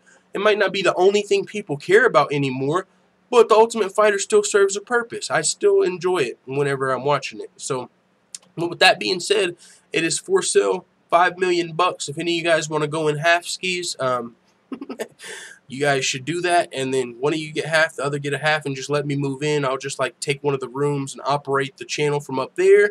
You know what I'm saying? Like, just let me know. I'm always down. But yeah, walking around in their flip-flops, like 33 or 34, I believe. How old is Ben? Says Seismic Shock. Yeah, that's a good question. I don't know. Yeah, I don't exactly know. I wonder if it'll tell me on like SureDog.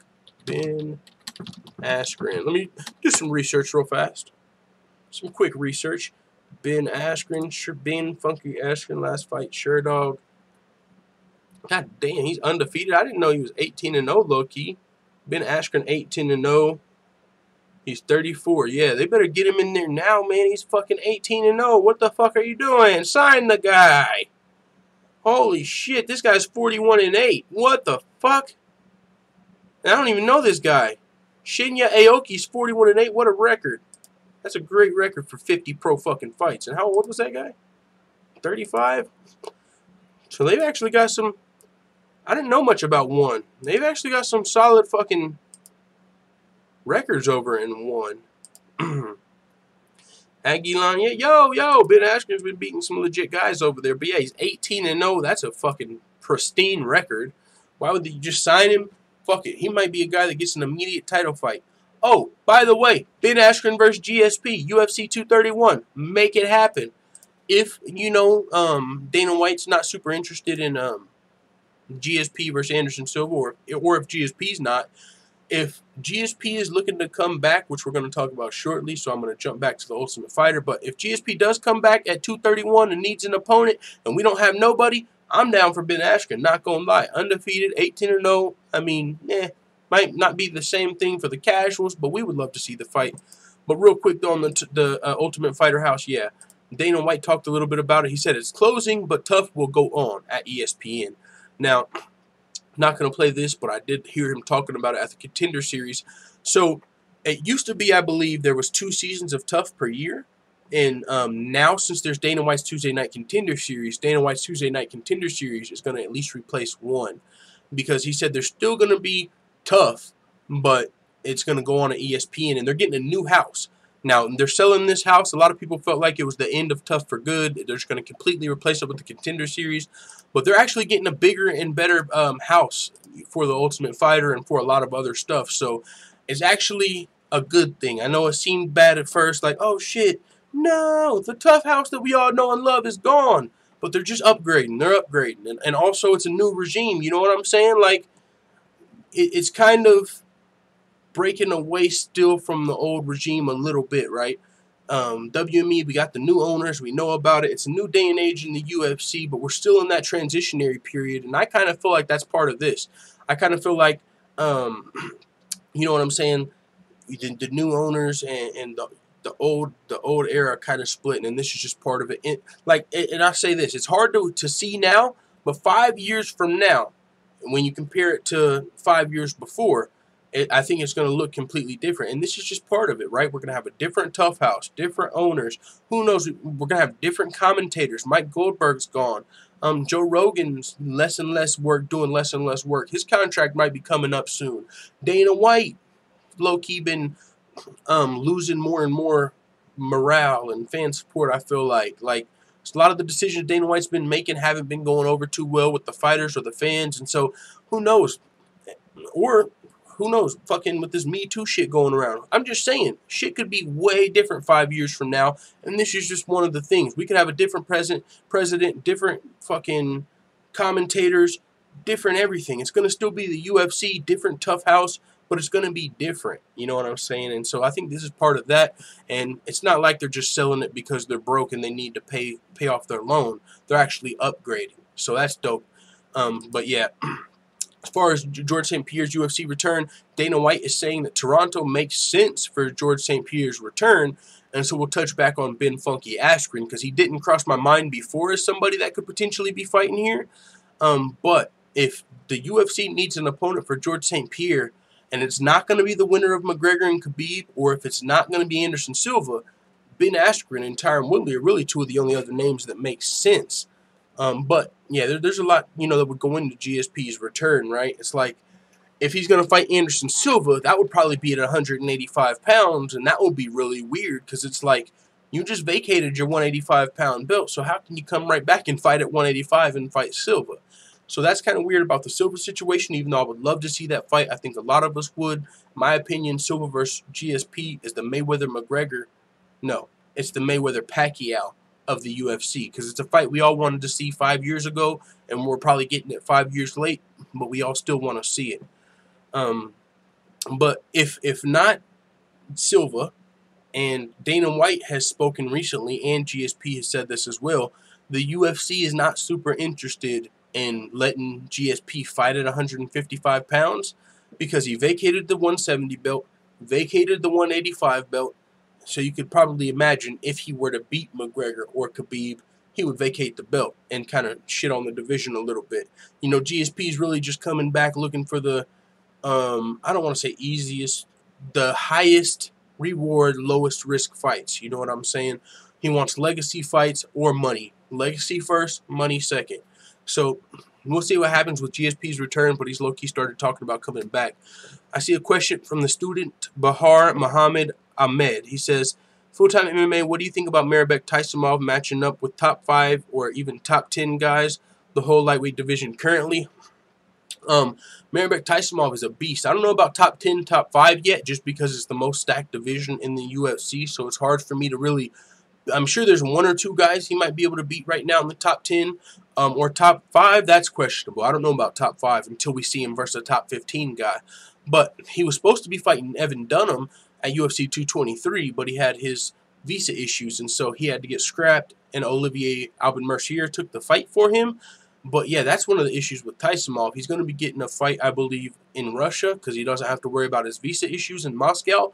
But yeah, I don't know how you would do against a top 5 or top 10 guy, but he could easily start someone. We know he's dangerous. He's knocked out like 5 guys in a row, so I wouldn't count him all the way out, but I still want to see how he would do versus a top 15 guy before I give him a chance against top 5.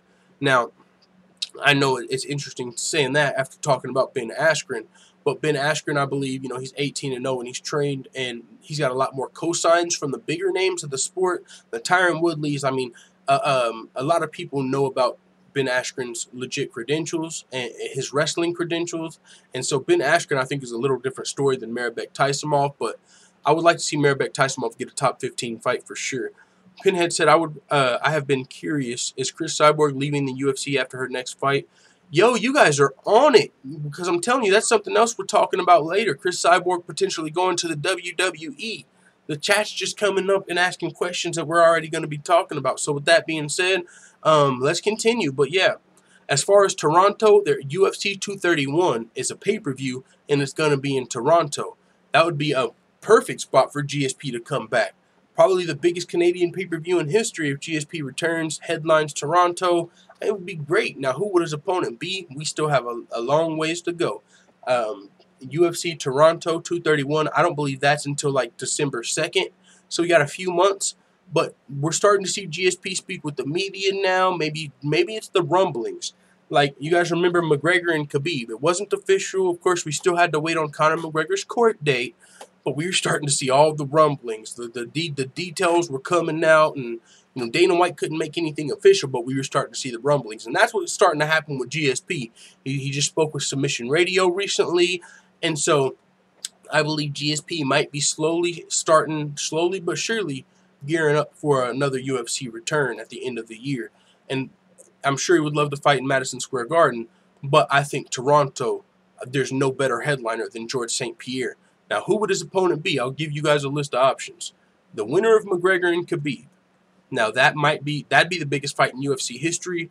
But the reason that might not happen in Toronto is, for one, usually the biggest fights ever, that would probably do like fucking 3 million pay-per-view buys. Usually those happen in Las Vegas. Also, would the winner of McGregor and Khabib be healthy enough to make a quick turnaround and want to go fight GSP at home in such a quick turnaround? It would be, they're fighting October 6th, and then they would have to get right back into camp and fight GSP on December 2nd. So that might not happen, at least yet. We might not see GSP versus the winner of McGregor and Khabib. But if not McGregor and Khabib, there's Anderson Silva, Nick Diaz, Tyron Woodley, and Ben Askren. Those are probably the 4 guys Anderson or George St. Pierre can come back and fight. Anderson Silva, we talked about briefly, fight we've all wanted to see for a long time. We would still love it. Wouldn't be a title fight, but still could probably headline a pay-per-view. But with Anderson Silva just coming back, who knows? Who knows? Then you got Nick Diaz. That's a fight. Nick Diaz versus GSP 2. People would like to see. It's you know, not a title fight, but still 2 bigger names. Be a rematch. So that's one possibility. But Nick Diaz does have some legal situation to make sure he's cool there before he can fight. Then you got Tyron Woodley, which George St. Pierre has not been super open to. Maybe it's not enough money there or not enough legacy there. It's not a 3rd belt. Whatever reason, you can speculate. I know some of the people I talk to, they're more casual, you know what I'm saying? They're not GSP dick riders, so I know everyone's not going to agree. But some people feel like George St. Pierre doesn't want any smoke with Tyron Woodley today. I'm not saying not in his prime, but some people feel like George St. Pierre is looking for a fight that he can win. A winnable fight that's still going to do something for his legacy. Michael Bisping, very winnable, right? A lot more winnable than like a Yoel Romero or a fucking Robert Whittaker or something like that. I think a lot of people would agree Michael Bisping may be an easier fight than Yoel Romero, Robert Whittaker, or any of those other fucking middleweight killers. So George St. Pierre came back, beat Bisping, winnable fight, big fight, 2nd belt, did his thug thizzle, got colitis, he's out of there. Now he's talking about potentially fighting McGregor or Khabib. Yeah, it'd be a huge fight, craziest fight, biggest fight of all time, but also a winnable fight. Tyron Woodley, yeah, it's winnable, but not as winnable. You know what I'm saying? I think some people would agree Tyron Woodley might be a tougher fight than Michael Bisping, and I know some people are not going to agree, but I think you're probably just hating, or we just can agree to disagree. We can agree to disagree if you think that. But it is what it is. So I'm fine with that, though. It's not unheard of. I mean, it's kind of like Floyd Mayweather. It's not like just a GSP thing, so I don't want to single him out. I mean, Floyd Mayweather does it too. A winnable fight. It's still a fight people might want to see, but it's a winnable fight, you know. High reward, low risk. Floyd Mayweather got to 50-0. He fucking made a bunch of money, and he's living a great life as far as money is concerned because he fought smart fights. You know, instead of fighting a young fucking killer on his way out the door, he fought like a Andre Berto or fucking someone that never boxed before. So when you're not in your prime anymore, you're probably not going to beat the new fighters that are in their prime. And, you know, so GSP was away from the sport for a while. He probably can't beat the fucking killers of the middleweight division. And this is just me talking, and so some other people feel. If GSP fought Yoel Romero or Robert Whittaker, yeah, he could for sure win the fight. George St. Pierre is one of the greatest fighters of all time. But I don't know if it would be as good of a matchup as Michael Bisping. And same with Tyron Woodley, but it is what it is. I like to see GSP come back regardless. I think he's one of the biggest sports, and you got to put respect on his name for what he did while he was the champion. But as of right now, he's not super interested in, you know, defending belts. Like, he's coming back for big fights, but he's not really trying to win a belt and keep the belt and defend the belt at middleweight, at welterweight, or even at lightweight. And so that might be kind of why he can't get that 155-pound title shot. But I don't know, man, because it'd be the biggest fight in fucking history. You think the UFC would let the fact that George St. Pierre not staying in the division stop them from, if GSP could make the weight fighting the winner of McGregor and Khabib? Because already McGregor versus Khabib is the biggest fight in UFC history. So you take the winner of the biggest fight in UFC history, and then you put him against the next biggest star in fucking UFC history, George St. Pierre. But boom, that seems like if this is 2 million buys, that might be 2.5 or 3. I'm sure the UFC would fucking love to do that business, but for one, we got to know if GSP can make the weight, which he's been looking pretty small. He might be able to. And then for two, the UFC has to get past the fact that GSP might not keep the belt. He might not stick around if he beats GSP or if he beats Conor or Khabib. Now, later says GSP is the GOAT. He earned the choice back-to-back 14 title fights. Yeah, you know what I'm saying? He definitely earned his respect. You know what I'm saying? he's the GOAT for what he did in the past. That doesn't mean he can beat everybody on the planet today, but he's still one of the greatest of all times for what he did in the past when he was the champ. The GOAT of what, though, says Seismic Shot. Yeah, you know what I'm saying? GSP, he's one of the GOATs. One of the GOATs. I don't think you can just, it's of all time. You know what I'm saying? Like, there's going to be somebody that comes along 10 years from now, and we're going to be saying they're the GOAT. It's kind of like the Michael Jordan, LeBron James conversation. Like, is Michael Jordan the GOAT or is LeBron the GOAT? They're both fucking GOATs. They did different things. It's hard to really just pick one over the other. There's always going to be people that say him. There's always going to be people that say the other guy. Cormier is the real GOAT, said Given Sure Name. See, Cormier's got a case for GOAT. I mean, fuck, there's a lot of guys with case for GOATs. I mean, before Anderson Silva's failed drug-tested losses, he was the GOAT. If Darren Till beats Tyron Woodley and then fucking beats fucking Colby Covington and then goes up to middleweight and beats Robert Whittaker, Darren Till's the GOAT. I'm just saying, it's all time for a reason. Woodley had years to fight GSP. Tyron just didn't get the title until he was 34 years old, only a year apart. Yeah, but part of that is politics, right? It's not like Tyron Woodley can just say, hey, I want to fight GSP, put me in there. You know, it's politics. Like, we see that happen now. It took Tony Ferguson 10 fights to get a title shot. Conor McGregor, you know, skipped the division. He didn't have to fight a bunch of lightweights to get a lightweight title shot. Meanwhile, Tony Ferguson's beating motherfucker after Max Holloway. He had to go on like a fucking 9-fight winning streak to get his title shot. So everybody doesn't just get a title shot even if they might be able to beat the champion. I think if you look at the top 5 of almost any division, any one of those guys at least has a chance to beat the champion. It's not like the champion just beats them every time they fight. And so if you're a person that doesn't get the push or you don't get the title shot, you're left to fight the best fighters in the world and never get that opportunity. And to be fair, I don't think Tyron Woodley is a guy that even back in, you know, in the day or even up till now that you would say is he's grinding himself with the champ camp, but I don't know if you would say he's a guy that just gets the push that a lot of the other guys get. Now he's doing a lot now, working with TMZ, fucking doing his own champ camps, and Tyron Woodley's definitely making a name in the sport and with these title defenses. But back in the day, it's hard for us to say if he could have fought GSP, not because he wasn't ready, but because the politics. Now and later says Till is fat eating cupcakes. There's a bunch of GOATs. Yeah, there's a bunch of GOATs. And as far as welterweight is concerned, you know, who are they? Of course, GSP you put up at welterweight, GOAT. But who's next? In my mind, it's Tyron Woodley. You got 1 and 2. I mean, you can go back deeper if you don't want to give Tyron Woodley his respect and be like, fucking, no, man, fucking Matt Hughes and Matt Serra and all these guys, like, fuck Tyron. Like, I know there's people that just don't like Tyron Woodley, so they don't want to put him up there. So you're never going to convince everybody. But I put some respect on Tyron's name. And personally, I would like to see Tyron Woodley versus George St. Pierre. Why not? You know, I'm not getting paid for George GSP. I think that's a legacy fight. How is it not? If George St. Pierre beats Tyron Woodley, it's not even a debate. There's no debate to be had. You're the greatest welterweight of all time if you beat Tyron Woodley. So that's a legacy fight. That's part of your legacy. We've got a new guy that's making a claim for greatest welterweight of all time, and he's the champion right now. If you want a belt, fuck it, come back and fight him. But he's like, nah, I'm going to, you know, fight Michael Bisping and, you know, legacy. I don't want to fight Nate Diaz because I already beat his bigger brother. So, you know, the winner of McGregor and Khabib, maybe. That's a good one. Anderson Silva, maybe. Tyron Woodley, nah.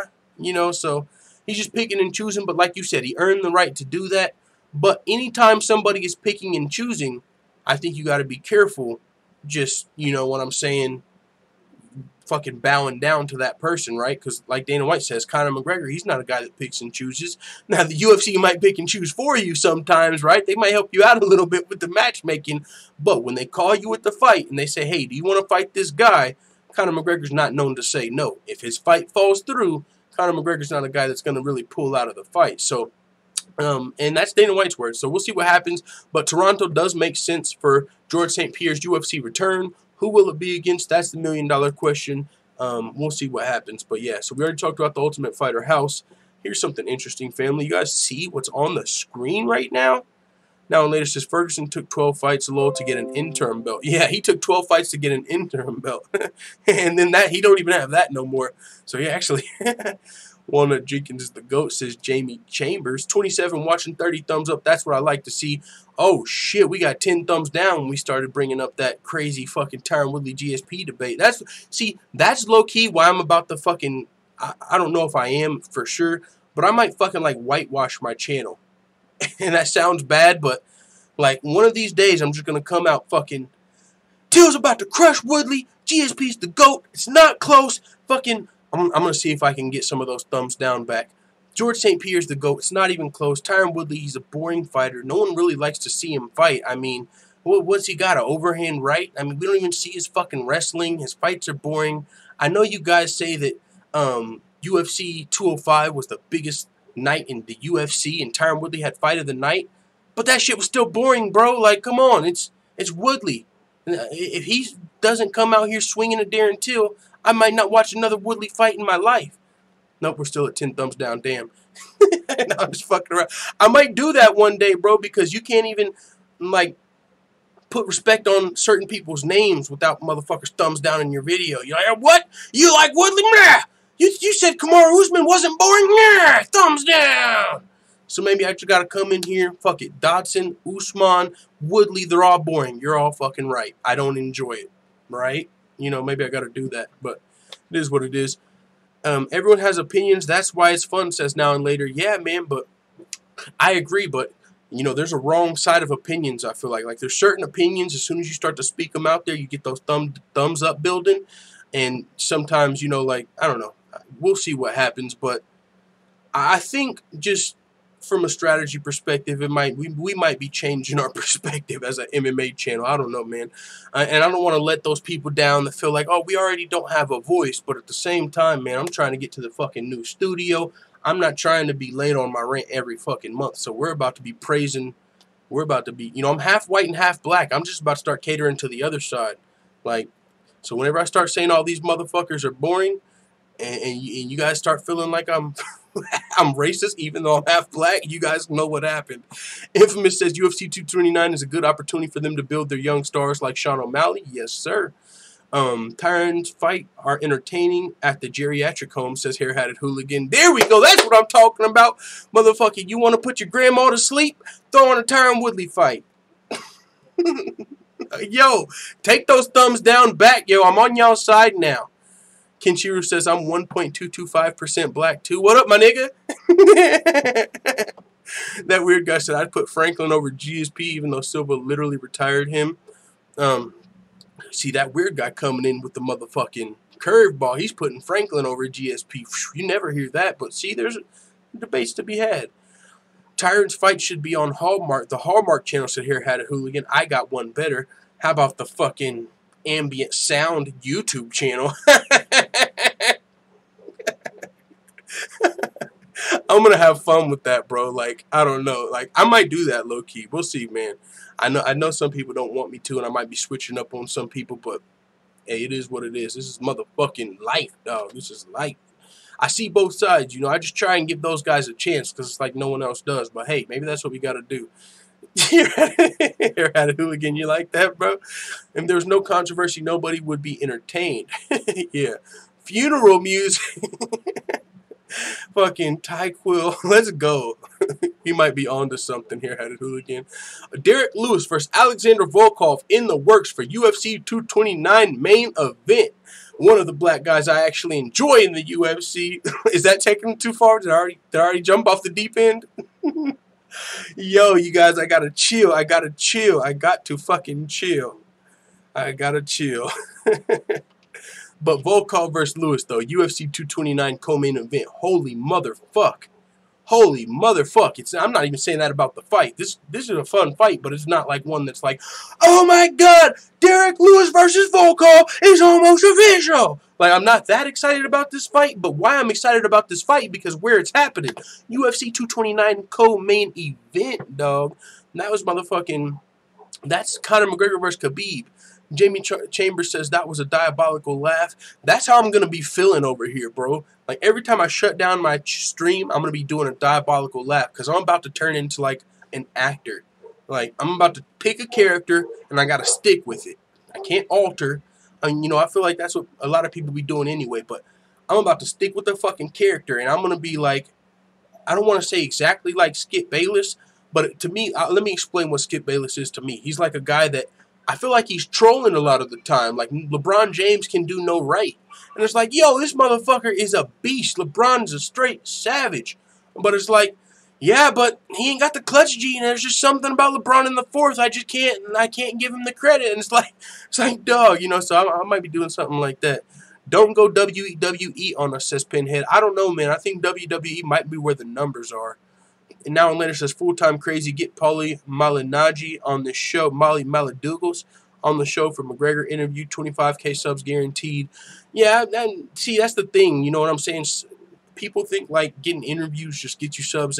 That's not what gets you subscribers. Getting subscribers really comes from getting your channel out there, you know, and people enjoying the content. But just doing an interview, unless you're breaking some news, right? Like, if I interviewed fucking Paulie and he was like, by the way, here's some breaking news. I'm going to fucking fight this guy at this date. Like, if you get some news broken, maybe it'll help. But a lot of the times you're just asking questions that a lot of people kind of already know. And it's just, I've got a perfect example of this. I've interviewed fighters, and I've got the analytics on my channel, and so has Coach Shelton Harrison. He's been interviewing a lot of fighters. Bigger fucking interviews than I even thought we could get as these little YouTube channels. He interviewed Valentina Shevchenko and Antonina Shevchenko at the same time. Interview with fucking Juliana Pena, Josette Cotton now. Like, he's interviewing UFC fighters, champions, future champions, and her sister Valentina at the same time. And it doesn't skyrocket your subs, you know, because really what you're doing is your viewers are the one that's watching the interview. You guys are already subscribed, so you guys would see me interview Paulie McDougals, and you guys are already subscribed. Unless a big-ass channel or somebody with 1 million followers retweets that shit, it's not really getting introduced to that many new people. So really doing interviews doesn't grow your channel that much, you know, unless you're breaking news. You know what I'm saying? Now if Sean O'Malley came on and announced his next fight on my show, that might get me some subs, because it's like, oh shit, you're breaking some news. But if, you know, we're just on here chopping it up about Fortnite and, oh yeah, man, fucking Stan O'Malley, and, you know, that's just for you guys that are already subscribed.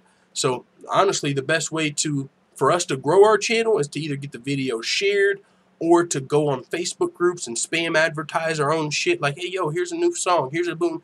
Because when we first started getting our growth, and I'll talk to you guys that have been here for a second, but it was whenever, right after the fights, we would do our post-fight reactions, and people would assume that that was the video. Like, they thought they were about to watch the fucking pay-per-view on YouTube for free, so it got a bunch of clicks, and that's where we got a majority of our audience. But as of late, it's like our videos don't get put as much in the suggested videos area, and I've got the analytics that shows me our first 90 days, we got a lot of our new viewers from the fucking suggested videos, and now there's a lot less. So, weird situation. But yeah, interviews, they're cool, but they don't really grow your channel that crazy. And if it's a big guy like a fucking Conor McGregor interview, you know, like, yeah, that would do wonders for the channel, but how the fuck are we going to get a Conor McGregor interview? Now and later, only Paulie. His views on McGregor versus Khabib, people will hate it so much they couldn't stay away. Yeah, but Paulie, he's a fucking big star. He's not going to really come on a five, you know, unless he's got something coming up and he's on a promo run. It's hard to get mid-tier fighter. Like, Sean O'Malley almost didn't come back on our channel for the second interview. The only reason he did is because we wrote that song. But other than that, he already told me I wasn't even going to do this second interview. So, I mean, and that's somebody that I was actually kind of cool with. I had already did one interview with, had his fucking number and his email, and I was trying to hit him up personally, and he wasn't rocking with me until I made that song. So, and he wasn't even, shit, Sean O'Malley, he's big compared to the other prospects, but you know what I'm saying? He's only had 2 fights in the UFC. So, the bigger people, the champions, and the most popular people out there, we ain't got a fucking shot in the dark. I've tried to hit people up, usually don't even get a response. I've hit up people's managers, and their managers ain't even responding. I'm like, well, goddamn. I'm trying to put my credentials out there, like, boom. I got this many subs, you know, because I don't want them to think they're just interviewing with some fucking nobody. That at least it's going to give you, you know, at least it's an opportunity for you to get your name in front of this many people. So I was like, I got this many, you know, this channel, this many subs, this many views. I've interviewed these people. Here's a link to the interviews, you know, to show you how my interviews go. And we get crickets. We don't even get a fucking reply. So to try and reach for somebody like Paulie Maladougals, whew. Damn it, full time. The jokes, haha, make them jokes. I know, man. I'm telling you, I'm just about to, I'm about to go troll, dog. Like, and for those of you that have been rocking with the channel, y'all are gonna know where we came from. I'm not fucking, you know, actually racist. I actually, I say that like I'm about to go crazy, but I'm not actually fucking. I actually am entertained by a lot of these fights that the fans aren't entertained by, the casual fans. But I'm about to just start like being the voice of the people. If everybody else thinks that Tyron Woodley's boring, I'm just going to let y'all know, hey, people think Tyron Woodley's boring. I'm not going to come in here and try and convince people. You know, I was on the edge of my seat during the fight, and also it was fight of the night at UFC 205. How can you call a fight boring when it was the fight of the night on the biggest card in fucking history? I'm like, oh, I mean the other two. You know what I'm saying? So it is what it is. Fast Topics got motor subs by calling fighters bitches and stuff like that. That's what I'm saying, bro. The shock value. Like, I don't want to call fighters bitches necessarily, but I might fuck around and say your fight sucked from now on. I usually try and keep it respectful. You know, I don't even know if it's for the fighters or something. Or maybe it's because, like, you know, in the future, I'm going to be in the fucking public. I want to go to a UFC event. If I'm on here, oh, man, fucking Francis Ngannou, he's done for. Get him out of here. How the fuck did this guy get to the fucking, he's exposed. He's never coming back. Ah, fuck Francis. Like, you know what I'm saying? It doesn't seem like the smartest thing to do, but it's probably going to grow your shit faster. Tyron is a real fighter. He gets a lot of shit, though, says Seismic Shot. He's about to be getting even more. Tyquill, you mean Tyquill? He's about to be getting even more. He can handle it, shit. He can handle it from everybody else. I'm just going to be piling on. Oh, talk about T. Don't talk about T. Wood. That's my dude. You mean T. Quill? Are you talking about T. Quill? I'm telling you guys, I'm about to kick it on, bro. I was subscribed to the guy whose place you took when he ghosted. And yeah, that's where we really got our start at, you know, by becoming that guy. His name was Fast Topics. Well, we changed our shit to MMA Fast Topics too. Now you're definitely not a train hopper. All original ideas from you. Yeah, I'm not a train hopper, but you know what I'm saying? You want to be on the side of the masses, at least, right? And hear me out, right? If you're trying to fucking get subscribers, if you're trying to get people to enjoy what you're saying, normally people want to hear what they feel already, a confirmation bias.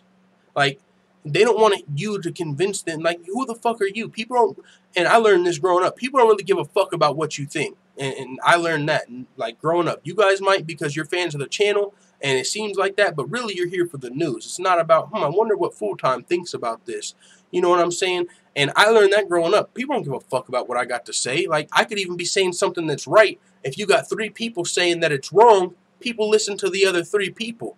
And so I learned that growing up. People want to hear what they already believe. They just want you to confirm to them what they already think. So whenever someone comes to the channel and they already think Tyron Woodley's racist, or they already think Tyron Woodley is boring, they don't want to hear fucking dope, big dumbass Full-Time fucking, no, Tyron Woodley's not boring. Like, what, bitch? Yes, he is. Like, fuck out of here. And here's a thumbs down, by the way, just for you saying that.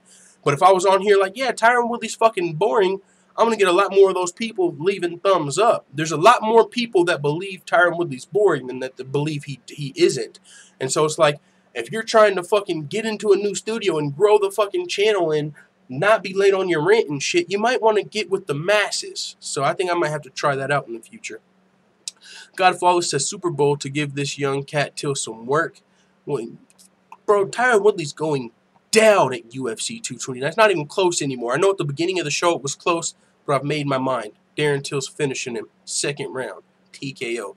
Seismic Shock said what I meant by real fighter, a real student. All right, but yeah, what do you guys think about Derrick Lewis versus Alexander Volkov for the co-main event of McGregor and Khabib? I mean, huge opportunity for anybody on this card, but and especially for Derrick Lewis. I'm a huge fan. I'm super happy he's getting this opportunity. Now, he's probably not getting no pay-per-view points, part of the reason he's on the card, but beggars can't be choosers. You're going to get more eyes on this fucking fight right here than any other fight. Now, with that being said, this is not a great matchup for Derrick Lewis, but there's not really a lot of great matchups for him in the top 5. We can go back to these UFC rankings right here, scroll down to the heavyweight division, and you can see that Derrick Lewis is ranked number 2 right now. Alexander Volkov ranked number 5, so if Derrick Lewis, who himself, kind of like Darren Till, he said, yeah, I don't deserve a title shot, so maybe the UFC gives it to him, but Derrick Lewis, after his disappointing performance versus Francis Ngannou, was like, hey, I might have to fight 1 or 2 more guys before I get a title shot. Now, one of those guys looks like it's going to be Alexander Volkov, and it's going to be on a huge card, but, I mean, he already fought Francis Ngannou, maybe Curtis Blades, that would have been a fight. Derrick Lewis versus Curtis Blades, that would have been fun. But yeah, I like Lewis versus Volkov, but I'm not going to lie. I'm giving the edge to Volkov, man, just off the top of my head. Volkov is a fucking beast. And I know a lot of people don't know much about Volkov yet. They're still asleep on him. Maybe some people's eyes got woken up after he finished Fabricio Verdum in the 4th round. But even before that, man, look at Volkov. He's undefeated in the UFC. He's only 29 years old with fucking 35 pro fights. So he's got more pro fights than years on this planet, which is always a good sign as far as experience is concerned. He's 4-0 in the UFC. He beat Roy Nelson, Timothy Johnson, Stefan Struve, and most recently finished Fabricio Verdum. Very impressive. Now he's moving up even closer to a potential title shot. And he's another one of the guys like Curtis Blades where he's dangerous. Like, he's legit. I don't see, you know, unlike Francis Ngannou in my mind, not because we saw Francis Ngannou get exposed, so hindsight's 20/20, but Alexander Volkov with 35 pro fights and with wins over the guys that he's beat, it's hard to imagine him like getting exposed, kind of like you saw from Francis Ngannou. But Francis Ngannou was knocking everybody out. This guy went to the 4th round, finished Fabricio Verdum, has had a 3rd round TKO before that, 1 decisions. And hold on, that's not all, folks, because Alexander Volkov, before coming to the UFC even, was fucking good dudes up. He wasn't just fighting scrubs. He lost a couple times in Bellator to Tony Johnson and Chet Congo, but before that, man, record on fleek. I mean, fucking guy's up. He fought for Bellator. It's interesting he lost his only 2 fights in Bellator, but you see, he's fighting guys with solid records, guys with experience. I mean, a lot of the times when you see guys with 29-6 records or something, they're beating, you know what I'm saying, can crushing, padding up the record. That's not the case for Volkov. After he lost those 2 fights, and they were both decisions at Bellator, it's not like he got knocked out or anything at Bellator. Oh, so he had two stints in Bellator. Okay. So he fought for Bellator back in the day. Before that, M1. This guy's got so much fucking experience as a heavyweight. He's like 6'7". He's almost like a skyscraper, but, you know, unlike Stefan Struve, it seems like he might potentially challenge for the title sometime soon. So I'm definitely kind of high on Volkov. I mean, I'm not looking at him. I actually think, as far as skills are concerned, maybe Curtis Blades might be a little dangerous with that wrestling, but Volkov is still a force to be reckoned with, and I still think he's a tough matchup for Derrick Lewis, the Black Beast. So we'll see what happens, but it looks like they could be the co-main event of Conor McGregor and Khabib. That's the co-main event, which means there's not going to be another title fight likely, which we kind of expected because Conor McGregor doesn't really want to share his pay-per-view points with other champions who aren't the ones selling the pay-per-views. I mean, with the numbers we've seen lately, it's pretty clear Conor McGregor's one of the only guys in the UFC selling fucking pay-per-views. So why would I just let these other champions, you know, before it was like champions trying to line up to fight on Conor McGregor's card. You had like people were trying to get 3 title fights all on McGregor's card so everybody could share the pay-per-views. And Conor's like, fuck that. Why am I just... You know, like when Daniel Cormier, Brock Lesnar's on the card, cha-ching. You know, he looked at it like Merry Christmas type shit. And that's how it is with Conor McGregor. Everybody wants to fight on McGregor's card for pay-per-view points. If you've got pay-per-view points in your contract, then you probably want to be on McGregor's card. Because he's about to sell 2 million fucking pay-per-views. And that's a whole lot of percentage for a fighter that normally wouldn't be on McGregor's card. But recently, McGregor was like, hey, I'm not giving these guys handouts. They better build their own name like I did. So he's not really as interested in sharing cards with other champions if they have pay-per-view points. So you're going to see guys that the UFC, or probably the UFC since they're making the matches, guys that the UFC would like to have the spotlight shined on, now they can fight on the McGregor versus Khabib card. You know, and it's kind of like the UFC gets to, I don't want to put it on the UFC because I don't want to take this too weird and get into conspiracy shit, but it's almost like the UFC gets to keep more money, right? A little bit with Conor McGregor making this decision, because normally, you know, the look at the pay-per-view pie, right? You got a pie. Normally, Conor McGregor gets his percentage, and then there's other champions, so they get a little slice from their pay-per-view points. But now that Conor McGregor's like, nah, I'm not giving you guys fucking handouts. Get off my pay-per-view. You know what I'm saying? Now that he's like that, it's like the pie really just gets split between Conor McGregor and the UFC. And so now the eyes, the attention, you still put on like Sean O'Malley, up-and-coming prospect that, you know, got a lot of potential, very exciting fighter. Still has to work on his game. We'll round out his game a little bit, you know, just being 100, just keeping it 100. But it is what it is. That's a guy that's got a lot of potential. He already low-key went viral from the Snoop Dogg co-sign after his Contender Series performance. Before that, he had a viral knockout. And then he had some viral moments already in the UFC, which is fucking crazy. For the right or wrong reason, this kid has been going viral. Andre Sukumtov, a big part of the reason they went viral in their last fight, his leg injury and how it all played out. But I'm telling you now, if you go to Sean O'Malley's fucking social media, he's got more followers than probably half the fucking champions. No lie. He's up to like 350,000 or something crazy. Like, that's big numbers. So Sean O'Malley's a guy that, you know, they're talking about him opening up for McGregor and Khabib. So that's a huge opportunity for him, for Derrick Lewis and Alexander Volkov. They're going to have a lot of eyes on them. So this is just if I was the UFC, I would be putting whoever I was trying to get the most attention on this card. You know what I'm saying? Because they're not going to be getting pay-per-view points, but you still can use this card to build them up. Derrick Lewis, fan favorite, or maybe even Alexander Volkov. Now, we all love Derrick Lewis, but this would be a tough match for him against Volkov, especially coming off that disappointing performance against Francis Ngannou. But this is the thing about Derrick Lewis. Even if he's in a tough matchup, you can never count him out. He's a guy that's got multiple third-round knockouts, third-round finishes. He might have been down 2 rounds, but he comes back and gets the job done. So I love the fight. Can't wait if it actually does materialize, but right now it's just in the works. Now and Later says Conor was making pay-per-view numbers with no champs on his card. Diaz had done highest. Yeah, that's what I'm saying. He don't need champions to. It's not like people are bringing. You know what I'm saying? It's not like if you put another champ on your card, they're going to help the numbers. If Conor McGregor fights Khabib, they're likely going to do 2 million pay-per-views with or without another champion. So I hear what you're saying. Student Bahar Muhammad Ahmed says, I didn't like this guy against Fabricio Verdun because I believe he could have done better. He could have done it sooner and quicker, but I do agree with you on he's most probably next for title shot along with Curtis Blades. Yeah, him and Curtis Blades, they're still so young is what's crazy, man. Like, he's only 29, and then if you go to Curtis Blades, I think he's only like 27. He's 27.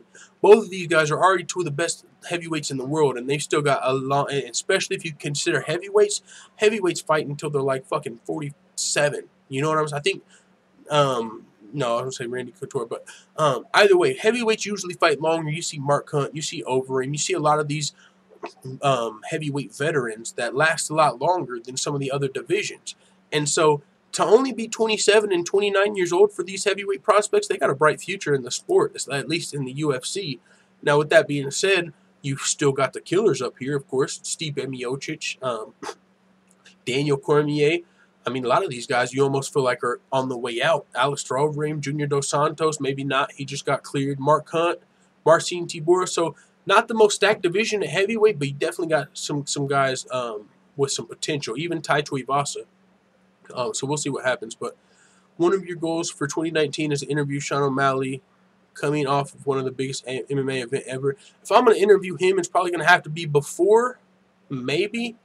I don't know. Honestly, yeah, I mean, he's probably too big for another interview now. I don't know, because I talked to him a little bit on Twitch, and, you know, every time I'm in there, he'll be like, oh, shit, it's Full-Time MMA. And, you know, he'll be like, hey, y'all, go check out Full-Time's YouTube channel sometimes. Like, he's plugged my shit before because he knows I got his back.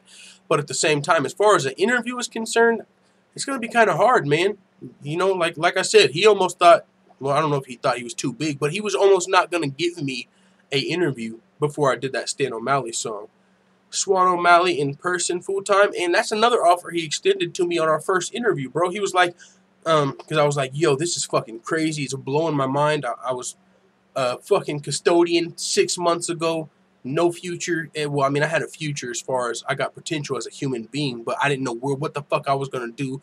I didn't have any direction. So I was like, I was still trying to figure shit out. And now I got this channel and I'm talking to you, fucking Sean O'Malley in the UFC. This is crazy. Like, my mind was kind of blown.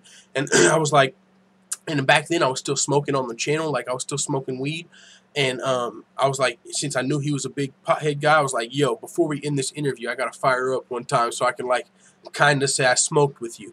And he was like, well, shit, if you're ever in Arizona, come through, dude. Like, we can do it. So he extended the offer. I could go to Arizona, get an interview in person, and we could probably even smoke together.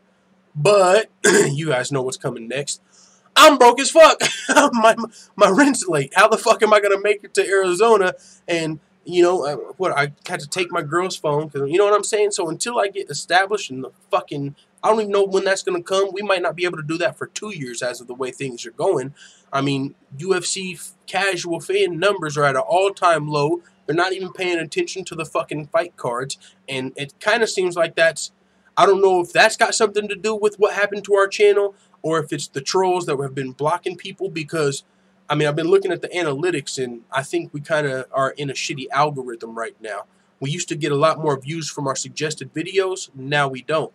We used to get a lot more views on fight night compared to other nights. Now we don't. So there's some weird shit going on with the channel, but it might just be because fucking, you know, people aren't watching the UFC anymore. So with that being the case, if we don't continue to rise like we were rising, which we're still getting new subscribers and new family members, but it's just at a slower pace. So who knows? Instead of being where we want to be in a year, it might be fucking 2 years at this point. But we're going to keep grinding. You know what I'm saying? I might just have to figure some other shit out because I've already looked into a business loan and shit, but since I don't know anything about credit and I didn't start when I was like 16, I got to start building my credit up.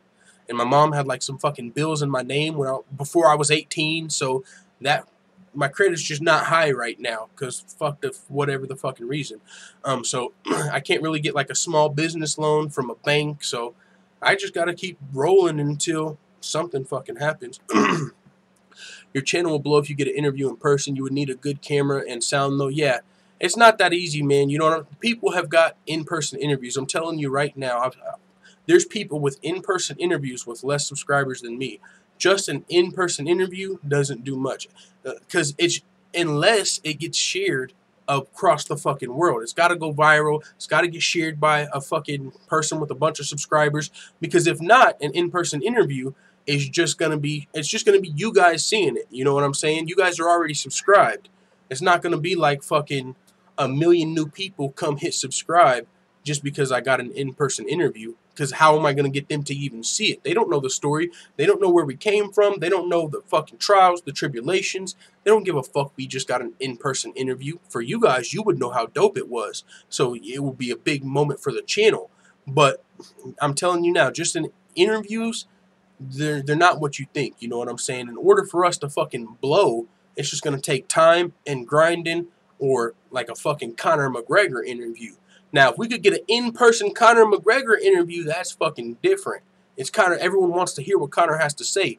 But even then, they're there for Conor, not for me. You know what I'm saying? So, but, I mean, you know what I'm saying?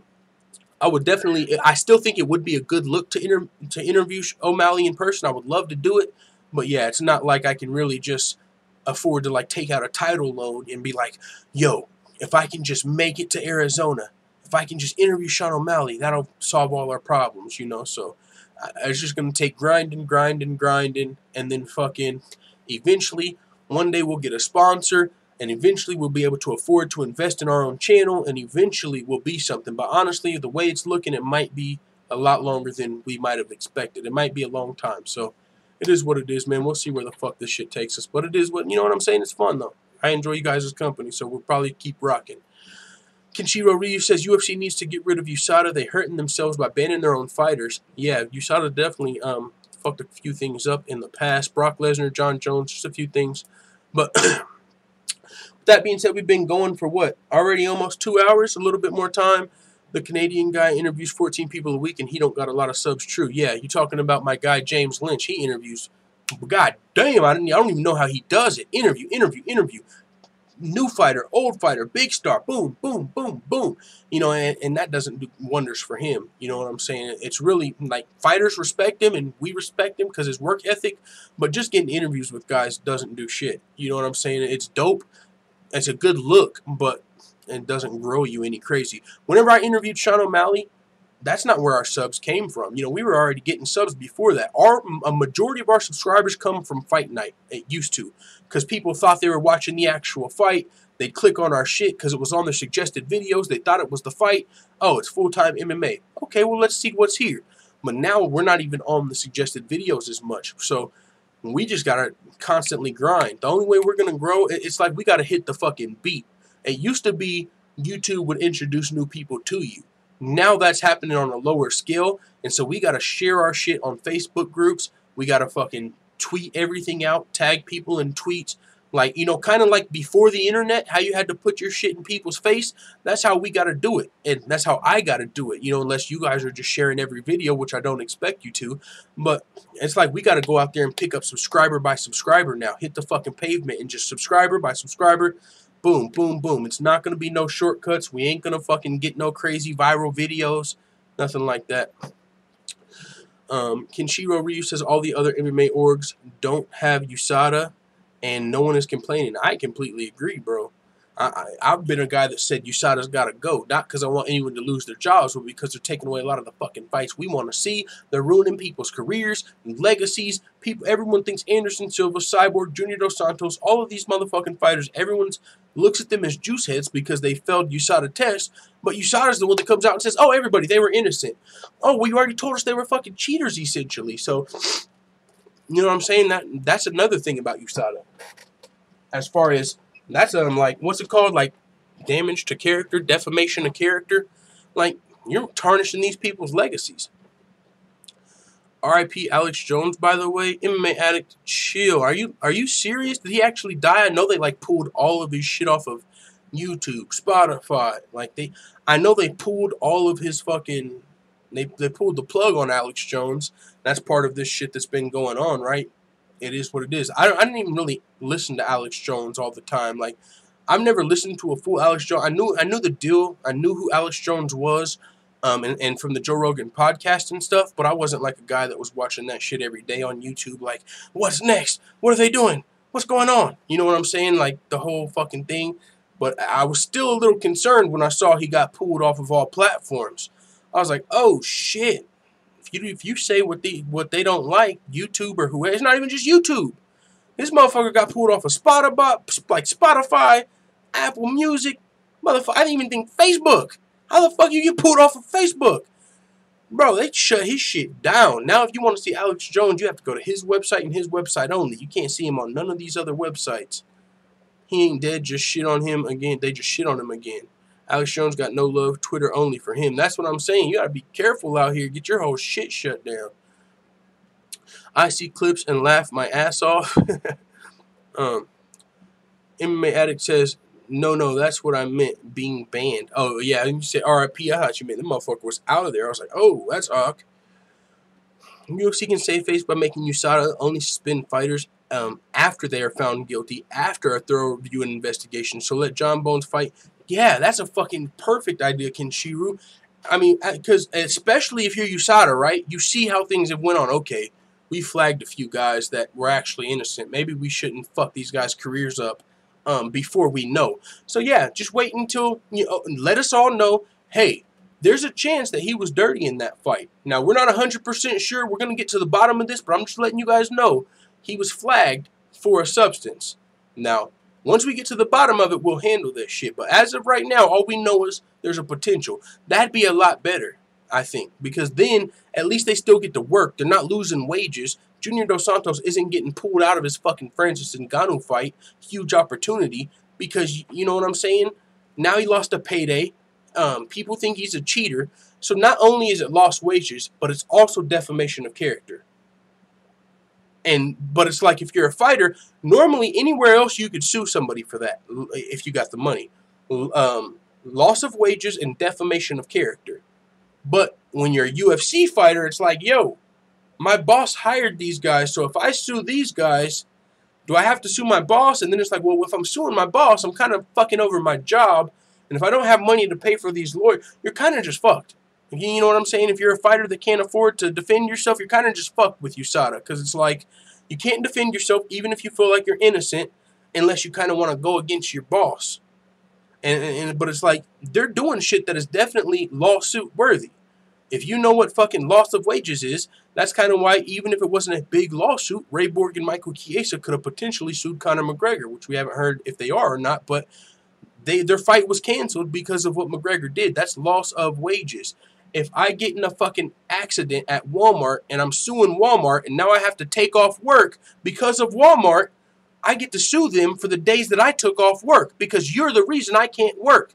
So whenever you fucking suspend these guys or they can't fight until shit's cleared up, they can't work. They can't go to Bellator and fight. They can't do none of that shit. So that's loss of wages. And then when you take in the fact that half of their fans start thinking they took steroids, that's defamation of character. So that's easily a lawsuit. I don't mean that's just a fucking dumbass like me. That's just the things I know of. I'm sure if I was a fucking lawyer, I'd be ripping off a bunch of other things that they could fucking sue for. But those are just the two ones that I can think of on the surface. Like, But for sure, something's got to happen. I forgot who it was. Someone said Dana White's probably got like a countdown. Like he's probably crossing off the days until USADA's fucking contract is up. You know, but we'll see. Yeah, but I definitely agree. Ex-wife Troliega, man, that shit's crazy. I don't even, bruh. John Doe says, I'm not even going to get into it, but ex-wife Troliega, he don't fucking play. He is relentless. John Doe says, what he called it hoax, right? Kind of what he does. He's a harmless conspiracy theorist. Hey, it is what it is. I mean, you can't even be a harmless conspiracy theorist out here. You know what I'm saying?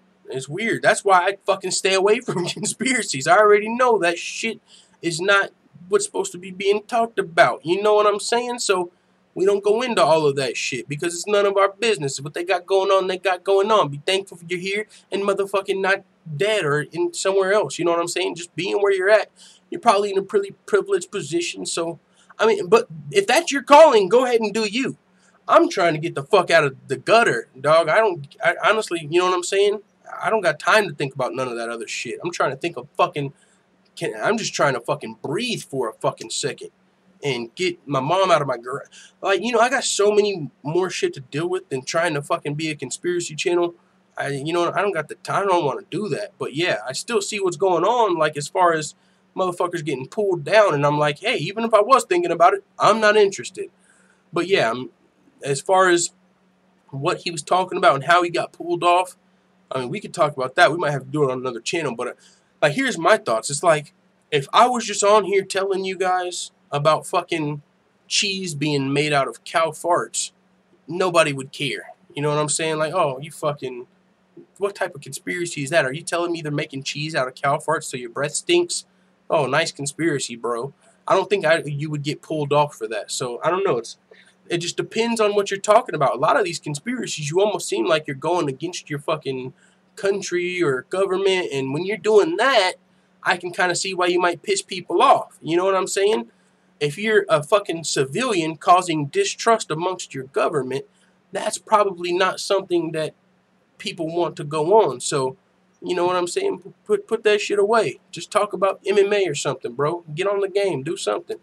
But yeah. Seismic Shock said, I'm going to bed. Peace. All right, brother. John Doe said, Alex Jones has been doing that crap over 30 years. Now it's time, man. Hashtag cow farts. Hashtag, that's what I'm just saying. And, you know, that's why your breath stinks. They've fucking been making you cheese with cow farts. I'm just kidding. I'm just kidding. But yeah, man, not many more topics to go. We've already been live for over 2 hours, so good show today. Mike Perry asked Darren Till to spar. Till thinks he invited him to the spa. Yo, this is so funny. Can you imagine Mike Perry walking up to Darren Till? Hey, bro, what's up? You trying to spar? And he's like, this motherfucker just asked me if I want a spa? Like, spa? Like, what? You want to take a bath with me? Like, what? But he actually meant spar. What's up? Mine? I'm gonna watch quick chat.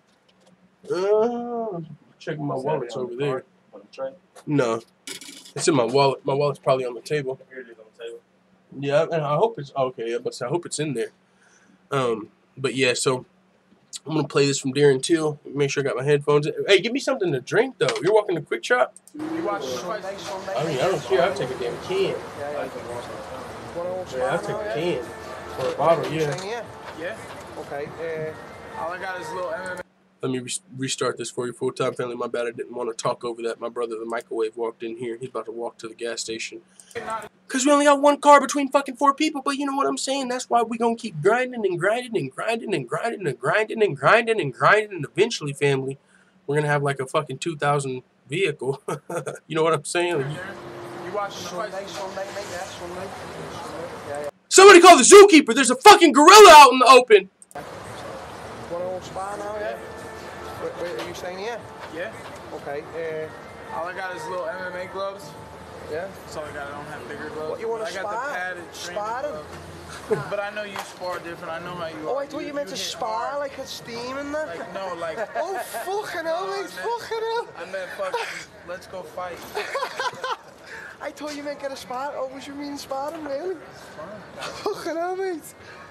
If you want, yeah, we can have a little go, yeah, sweet. I haven't got no gloves. If you've got some gloves in that, yeah.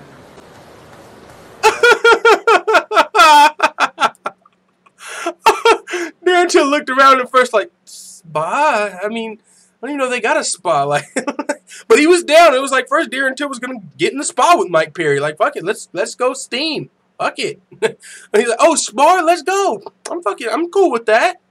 That was fucking hilarious, bro. Yeah. Want to spar now, yeah? Wait, are you saying yeah? Yeah. Okay. Look, Darren Till's like, oh, you want to get in the spa now, eh? Like get in the spa. That's so funny, bro. I want to see bro, this is a fight we all wanted to see. Darren Till versus Mike Perry. And now they sparred together. I think Darren Till might have got the better of Mike Perry in sparring. I'm not 100% sure. I haven't seen the video. But they did actually get some sparring in, I believe, after this little encounter between Mike Perry and Darren Till. But check this out. Darren Till is a fucking guy that was potentially going to be somebody just invited me to Monopoly. What the fuck? What type of notification is that? Facebook game or some shit? I don't know, but I'm going to have to fucking mute those notifications. But yeah, Mike Perry and Darren Till is a fight that we all wanted to see before. You remember whenever Darren Till came up and he was like shaking the cage after Mike Perry came up and was shaking the cage after Darren Till's win, but their career trajectories went in the opposite ways. You had fucking Mike Perry who lost his fight, and so now I don't even know if he's ranked in welterweight, and you got Darren Till who's literally about to fight for the title. So Mike Perry could be sparring with the future champion right now. It's almost like getting rounds in with Tyron Woodley.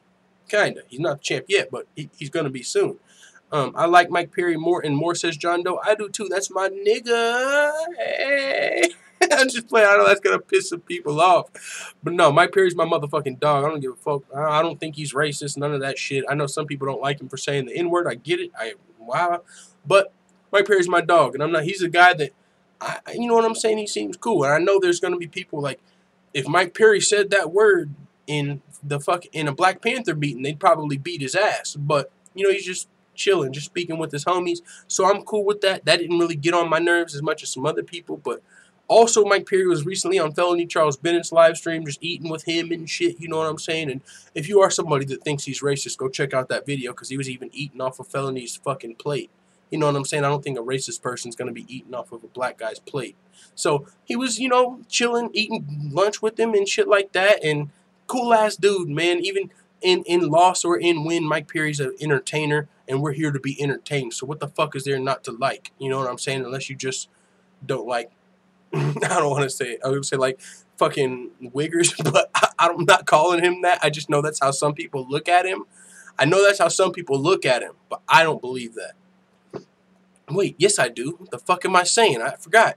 I already forgot, full-time family. I'm switching. Man, fuck Mike. No, I'm just kidding. Oh, I'm so offended, Doggity, says ex-wife Trolliego. Google Hangout says armpit sing. Maybe not today. Maybe not today. We've already been live for 2.5 hours. Probably get off actually after this next topic. But, so yeah, Mike Perry, Darren Till fight we all wanted to see. Asked him, Mike Perry saw him in public, asked him to spar. Darren Till thought he was asking him to get into a spa, like Steam. But, oh, real quick. Derrick Lewis versus Volkov. I wanted to say this because we talked about Derrick Lewis in the beginning of the video. Now, oh, here we go again, talking about some potential UFC plans, and I don't want to do that because I don't want to get ahead of things and like pull a Ariel Helwani and announce some shit before it's official. It's not me announcing things, I'm just speculating here. But what I'm saying is Derrick Lewis versus Alexander Volkov in the co-main event of UFC 229. That's a whole lot of attention on this fight, Derrick Lewis and Volkov. Now, with that being said, we also know Derrick Lewis has somehow, some way, whether Greg Hardy works his way up or what, Derrick Lewis is on a motherfucking warpath. Well, we can say Greg Hardy's the one that's on the path. Derrick Lewis is already at the destination. Greg Hardy is going to be a guy eventually that could potentially fight Derrick Lewis. It's a fight we've all been calling for as hardcore MMA fans, and once the casual fans are hip to the story, I'm sure they're going to want to see it too. So Derrick Lewis versus Greg Hardy, very real. Probably, I don't know, 2019. That's probably not too far to think. Maybe in 2019. But what I would say is, if I'm the UFC, and this is just stupid-ass full-time MMA, and so don't take this as the UFC's going to do it, and don't fucking flag my channel or do some shit and get me pulled off of fucking Spotify. But if I'm the UFC, I would love to have Derrick Lewis on Conor McGregor versus Khabib, right? For one reason, bringing a whole lot of eyes to Derrick Lewis. Now, why might you want eyes on Derrick Lewis? I mean, he's already a fan favorite, but why would you want him to even be a bigger star? Oh, for that fucking crazy-ass crossover super fight that could potentially happen in 2019. Motherfucking Derrick Lewis versus Greg Hardy. So, with that being said, Greg Hardy's already a crossover star. You know, he might not be as big of a star to the MMA guys, but the rest of the world, they already know Greg Hardy. The casual fans, they already know Greg Hardy. He don't need his name built up. He's already a motherfucking star. He can fight an amateur fight and it's going to end up on Sports Center. So now, it's like if I'm the UFC, I'm about to build Derrick Lewis up as far as many eyes as possible for that potential fight. Maybe that has something to do with Derrick Lewis being in the co-main event. Maybe not. But in my mind, that would be pretty smart. Ex-wife Trolliega says, Greg, I punched my wife very hardy. Oh my God. Yo, that might be like the best flair / nickname I think I've ever saw. Greg Hardy versus Francis for his debut. Ooh. There we go. Now and later's talking. That's what I'm talking about. Ooh, shit, son. Greg Hardy's got to get through Francis before he gets to Derrick. Let's go. Ex-wife Trolliega said, do an interview with the Black Beast. I would love to, but it's not that simple. You know what I'm saying? You can't just do an interview with people. And like I said, I've messaged fighters, I've messaged managers, and a lot of times you don't even get a response. It's like you got to try and find their ex-wife's baby mama cousin Tracy and get a hold of them and be like, hey, can you get a hold of Tracy to get a hold of Derrick to see if he might want to do an interview with me? You know, it's hard to get interviews, especially with the biggest stars. I got super lucky getting the Sean O'Malley interview, both of them. The first one, he commented on one of my videos, spontaneous type shit he wasn't even in the UFC for. The second one, he was already too big. He was almost not going to give me a shot, but I made a fucking song that he enjoyed. So maybe I can write a fucking rap Derrick Lewis will enjoy, and then you guys can fucking share it because you know what I'm saying? That's going to be how you do it. I can't just do it by myself. If there's a lot of people that want to see it, like if you guys want to see it, share that shit, and maybe it'll happen. You know, a bunch of shares, but other than that, I ain't got Greg Hardy's direct number, and even if you do, probably don't get, you know, a response from a lot of people. So it's really, you know what I'm saying, a fucking grind in itself to get these interviews with fighters. And it's crazy because it's not what really makes your channel go, and also it's helping promote them. You know what I'm saying? So it's like you're fucking, you're going through all these avenues and outlets to try and talk to one person, and you're actually helping them out. Like, yeah, an interview is a good look for our channel, but it's not going to do any crazy numbers. It's not going to bring in any crazy subscribers. So, you know, it's helping promote a fight, but it's almost not worth the hassle. You know what I'm saying? Like, we could be writing a fucking song. We could be talking about something else coming up. Or just talking about the fighter. You know, just putting them in a video is a lot less effort and still for the same amount of reward, it seems. And like I said, have I got another interview since fucking Aljamain Sterling? No, and I've been hitting people up, Twitter, managers. Like, sometimes on the Twitter bio, it'll say, this is my management. So I'm like, okay, that's why they didn't reply. I'll hit up their management. and then their management don't reply. It's like, all right, well, fuck it. It's really not that serious. It's not like interviews go crazy. So I would love to interview Derrick Lewis. He's one of my favorite fighters, so I would fucking love to interview Derrick Lewis if I could. Greg and Floyd sitting in the tree beating them wives really hardy. Yo, Charlie Yeager, you gotta chill. That shit's fucking crazy. What the fuck? Alright, I think we got one other topic to talk about. Maybe two. We got Nate Diaz seemingly lashing out at the UFC again with an ominous tweet. Another sign from Nate Diaz that he's not going to commit to the Poirier fight. Now, it's just a sign. A lot of people feel like Nate Diaz doesn't turn down fights. If he said he's going to fight, he's going to fight. But as of late, after that press conference, after Nate Diaz walked off, he's posted multiple tweets that say essentially he's not fighting. Oh, wait. He deleted it. Oh, it's up here. Okay. Wait, did he delete the tweet? I can't commit when they acting like shit. Now, with that being said, Dustin Poirier said that he's got his bout offer. He's planning on signing it and sending it in, so he doesn't think that he still thinks the fight's going to happen. But with that being said, the fight's not official. They're working on it, but we're not even 100% sure Nate Diaz has signed the contract. And so with that being said, he's saying shit like, I can't commit when they acting like shit. He said, I'm not fighting on that show. Fuck the UFC. So maybe this is just strategy by Nate Diaz's team, like, you know, keep him in the headlines or something until his fight comes up. But I don't know. That's almost seems like a fucking, you know, people have said that, but that's almost reaching. Like, that almost seems like a conspiracy. Honestly, you could see why Nate Diaz would be pissed off. He's coming to this press conference. He's honestly the biggest star of the press conference. And he's going to be fighting Dustin Poirier. And instead of some fucking promo in his fight, you use Nate Diaz essentially. This is how it felt like to me. You're using Nate Diaz to launch this McGregor-Khabib promo. McGregor and Khabib aren't even at the press conference. You finally get Nate Diaz back. And then you're fucking launching McGregor versus Khabib.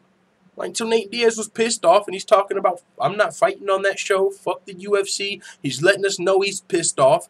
I mean, he talked with the camera crew afterward, like, yeah, I don't even know if I'm fighting on that card anymore.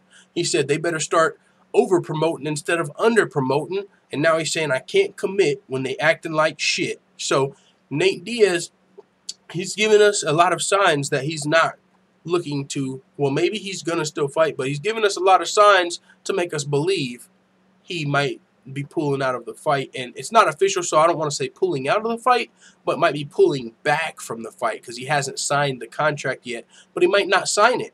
So that's interesting. But a lot of people still feel like Nate Diaz is going to show up. As a fight fan, you want to believe it, but at the same time, we're the same fight fans that have been here for the last 2 years when Nate Diaz has been telling us he's coming back, and we haven't really saw it. I mean, whether it's after bike season, I might be back. I mean, we can go through the different reasons and different things Nate Diaz has said, and it's like, at some point, you just got to stop buying the wolf tickets. You know what I'm saying? Like, you remember one time he said, oh, these motherfuckers got to get me excited to fight. One time he said the UFC offered him a title shot in any weight class. One time he said he's going to boxing. Fuck the UFC. So a lot of these times he's hinted at coming back, but then now he hasn't came back, and so it led some of us to believe maybe he's waiting on Conor McGregor. That's not too stupid of an idea. That's pretty smart. I mean, you could fight Conor McGregor in the trilogy fight and probably make more money than you would in 20 other fights. I mean, you're going to set yourself up potentially for the rest of your life, considering you already fought him twice. I mean, so I would like to see Nate Diaz back, but the Dustin Poirier fight is in jeopardy, to say the least. It is definitely in jeopardy. Hopefully it still happens, but right now it is in jeopardy. Unless the UFC can, you know, appease Nate Diaz, it seems like they got to walk on eggshells with Nate Diaz, or else he might not fight. You know, it's like, but hey, that's kind of how it's been with Conor. Let Nate Diaz get his shit off. They walk on eggshells with Conor because he's one of the biggest stars. You know, Conor kind of gets to do whatever he wants. So now that Nate Diaz, no, he's not Conor McGregor, but he's definitely one of the biggest stars in the sport. Now he gets to flex a little bit and do whatever the fuck he wants. Now it's like, nah, if I don't like the way shit's going, I'm not fighting. So y'all better make me happy. If y'all want me to fight, do what the fuck I'm asking, or I just don't have to fight. So Nate Diaz is in a power position. That's kind of cool to see for Nate Diaz, to be honest. It is kind of almost like a feel-good type of thing. Like, hey, man, these are guys that felt like they were getting shit on for however long. They had to go through the grind. They had to go through the hard knocks, actual fighters coming up, boom, boom, boom, and all of that. Now he's in a position of power. Now he's got the money to be able to sit out. Now he can kind of be in a position to fucking call the shots for once. So that's kind of cool. But at the same time, I want to see you fight, brother. You know what I'm saying? So, yeah, another cryptic tweet from Nate Diaz. But hopefully we still see Poirier versus Diaz at the co-main event of UFC 230, which is where it's targeted. Now, last topic, I believe, unless there's something else next. Chris Cyborg wouldn't mind facing and losing to Ronda Rousey in the WWE. Ugh, I just wanted to fucking throw up almost. Could you imagine that? Like, okay, Cyborg versus Ronda Rousey, I'm cool with, in the WWE even. But if you're going to tell me Cyborg has to fucking go to the WWE and lose to Ronda Rousey, that's not cool. Like, what? Oh, I couldn't beat your ass in real life, so bring it over to my world, the UFC, and I'm going to write you a good ass whooping. What? Fuck that. If I'm going to be watching the WWE, at least make the shit realistic. At least let Cyborg fucking suplex her off the goddamn ropes or something. I need to see Cyborg doing some damage, and I wanted to fucking accidentally let it slip one time. Not enough to, you know, I wanted to ruin her contract, but I'm just saying, you know, on accident. You're a newcomer. One time you're going to punch Ronda Rousey, and she's supposed to reverse it, but oh, you threw it too hard. Just crack her ass one good time because you never got to in the UFC. I'm just saying, and maybe that's what Cyborg's game plan is, her end game. Maybe she's just letting everybody believe, you know what I'm saying, she's willing to lose to Rousey in the WWE. But once I get in that ring, sweetie, there ain't nobody to save you. I at least get a good 30 seconds to whip that ass before they pull me off of you. I'm just kidding. I don't think Chris Cyborg's actually going to set Ronda Rousey up like that. Pull the old okie dokie and just say, all right, sign the whole WWE deal, get in the ring, and then just start fucking, I wanted to beat your ass for so long now. Ah, motherfucker. I don't think she'd do that. But this is what Cyborg had to say about a potential WWE match with Ronda Rousey. She said, I watched her perform in the WWE. She went a different path, right? Because she lost and didn't return to MMA. Everybody saw she's not built for MMA. If she was, she would have returned even with the loss, like every other athlete does. Losing is part of the sport. She can do whatever she wants in WWE. They decide what happens beforehand. But I believe she's happy. And it's a difficult job because she has to act, and that's not easy for sure. But she's doing well. She said, I think Ronda's biggest fear was losing to me. So if we were to do it in the WWE, she should have to win. I don't have such a big ego, but if we were to put on a show for the fans, something like that, no problem. But I don't see myself in it now. And she said that she believes she would only accept it that way. I believe she would only do it that way, no problem. I know what would happen in a real fight. She's like, hey, if the only way Ronda Rousey will fight me and I can get some of that clout is to lose to her in a WWE match, it is what it is. I ain't got no ego. I know that's the only way she's going to fight me. So fuck it. Write me a script. I'll come over there, let Ronda Rousey stone cold stun me, and I'll try and restrain myself from whooping her ass in the process. But to what she said, though, I actually took something from that when she said it's hard to act. Because it is. And I might need some fucking acting classes soon. Whenever I turn into the fucking #1 premier Tyron Woodley hating channel on the net. No, I'm just kidding. But on a serious tip, man, I might have to do that sometime soon. But with that being said, I think that's the last topic. Yeah. Because at the end of all the topics, we see we're at the full-time MMA dojo. Which is, of course, this is the end of the show, so fuck it, let's plug it one time. If you haven't checked it out yet, we put more videos up over there all the time. Betting advice, full fight card predictions. Normally, we just do the main card on Patreon. We do the fucking prelims, Fox Sports, all of that, Fight Pass prelims. We break it all the way down, and also it's a great way to help support your favorite channel monthly if you choose to do so. Now, you can see everything at Patreon for free. Just go over there. The videos are free. Click play. Boom. It's that simple. But there's also an option on Patreon where you can become a patron, and you can sign up and join the guys you see on the beginning of every video on that list. black belts, blue belts, motherfucking brown belts, whoever. You know what I'm saying? I appreciate everybody, and that's also going to be one of the ways eventually we're able to fucking take this channel to the next level. Go down to Arizona, interview Sean O'Malley, go to a fucking pay-per-view card, buy the camera we need to fucking take it there, or a phone even, because I'm sure you could do that shit on a phone if my phone wasn't a piece of shit that's turned off because I don't have the bill paid. We're going to have all of that shit taken care of maybe 3 years from now, maybe 4 years from now. Who knows? Not going to happen as soon as we thought, but it is what it is. It's still a great time to be an MMA fan, so as long as y'all are rocking with me, I'm rocking with y'all. The only other thing I have to fucking like say is also you can check out this right here at teespring.com/stores/fulltime MMA. And you can see some other cool. What in the fuck? Oh, it says. Okay. I'm about to say, what? You can't find the page, but what's this? What's this then? What did they do? Take down my store? Family, they might have took down my fucking store. Okay, there it is. Something, I didn't type something in right. But boom, you can check out some cool stuff over there. I mean, we got the logo, we got the Don't Be a Baby Back Bagel Biter, and this is just our first. I'm not no fucking graphic designer, y'all. You know what I'm saying? I can't make the best art and all of this shit, but I figured some stuff out. You know, doing a YouTube channel, you got to do all of that shit. You got to learn how to do graphics, video editing, the sound programs on top of just. You got to learn a lot of different shit. So this is something else that we ventured into, learning how to make the design and put it on T-shirts. I did this whole Baby Back Bagel Biter thing. You got phone cases, leggings for your girls. Make sure if it's a girl, you ain't, you know, if it's your wife, I'm cool. But if it's just your girl, you know what I'm saying? You're trying to show full-time what you're working with. Make sure you get her some full-time leggings and let me see that way. You know what I'm saying? And then we got, of course, the limited fuck the other side shit over here. So with that being said, I appreciate y'all full-time family. Hey, it is what it is. We'll be back tomorrow, every weekday. Hashtag fuck the other side. It is what it is. All Pro Limited, my motherfucking dog, John Doe, that weird guy, motherfucking Bada Bing Bada Boom Senior, Now and Later, Clayton Funky, ex-wife Trolliega, unemployed Mario Yamasaki, everybody. Thank you guys for tuning into the show. Even if you're just watching the replay, I appreciate it.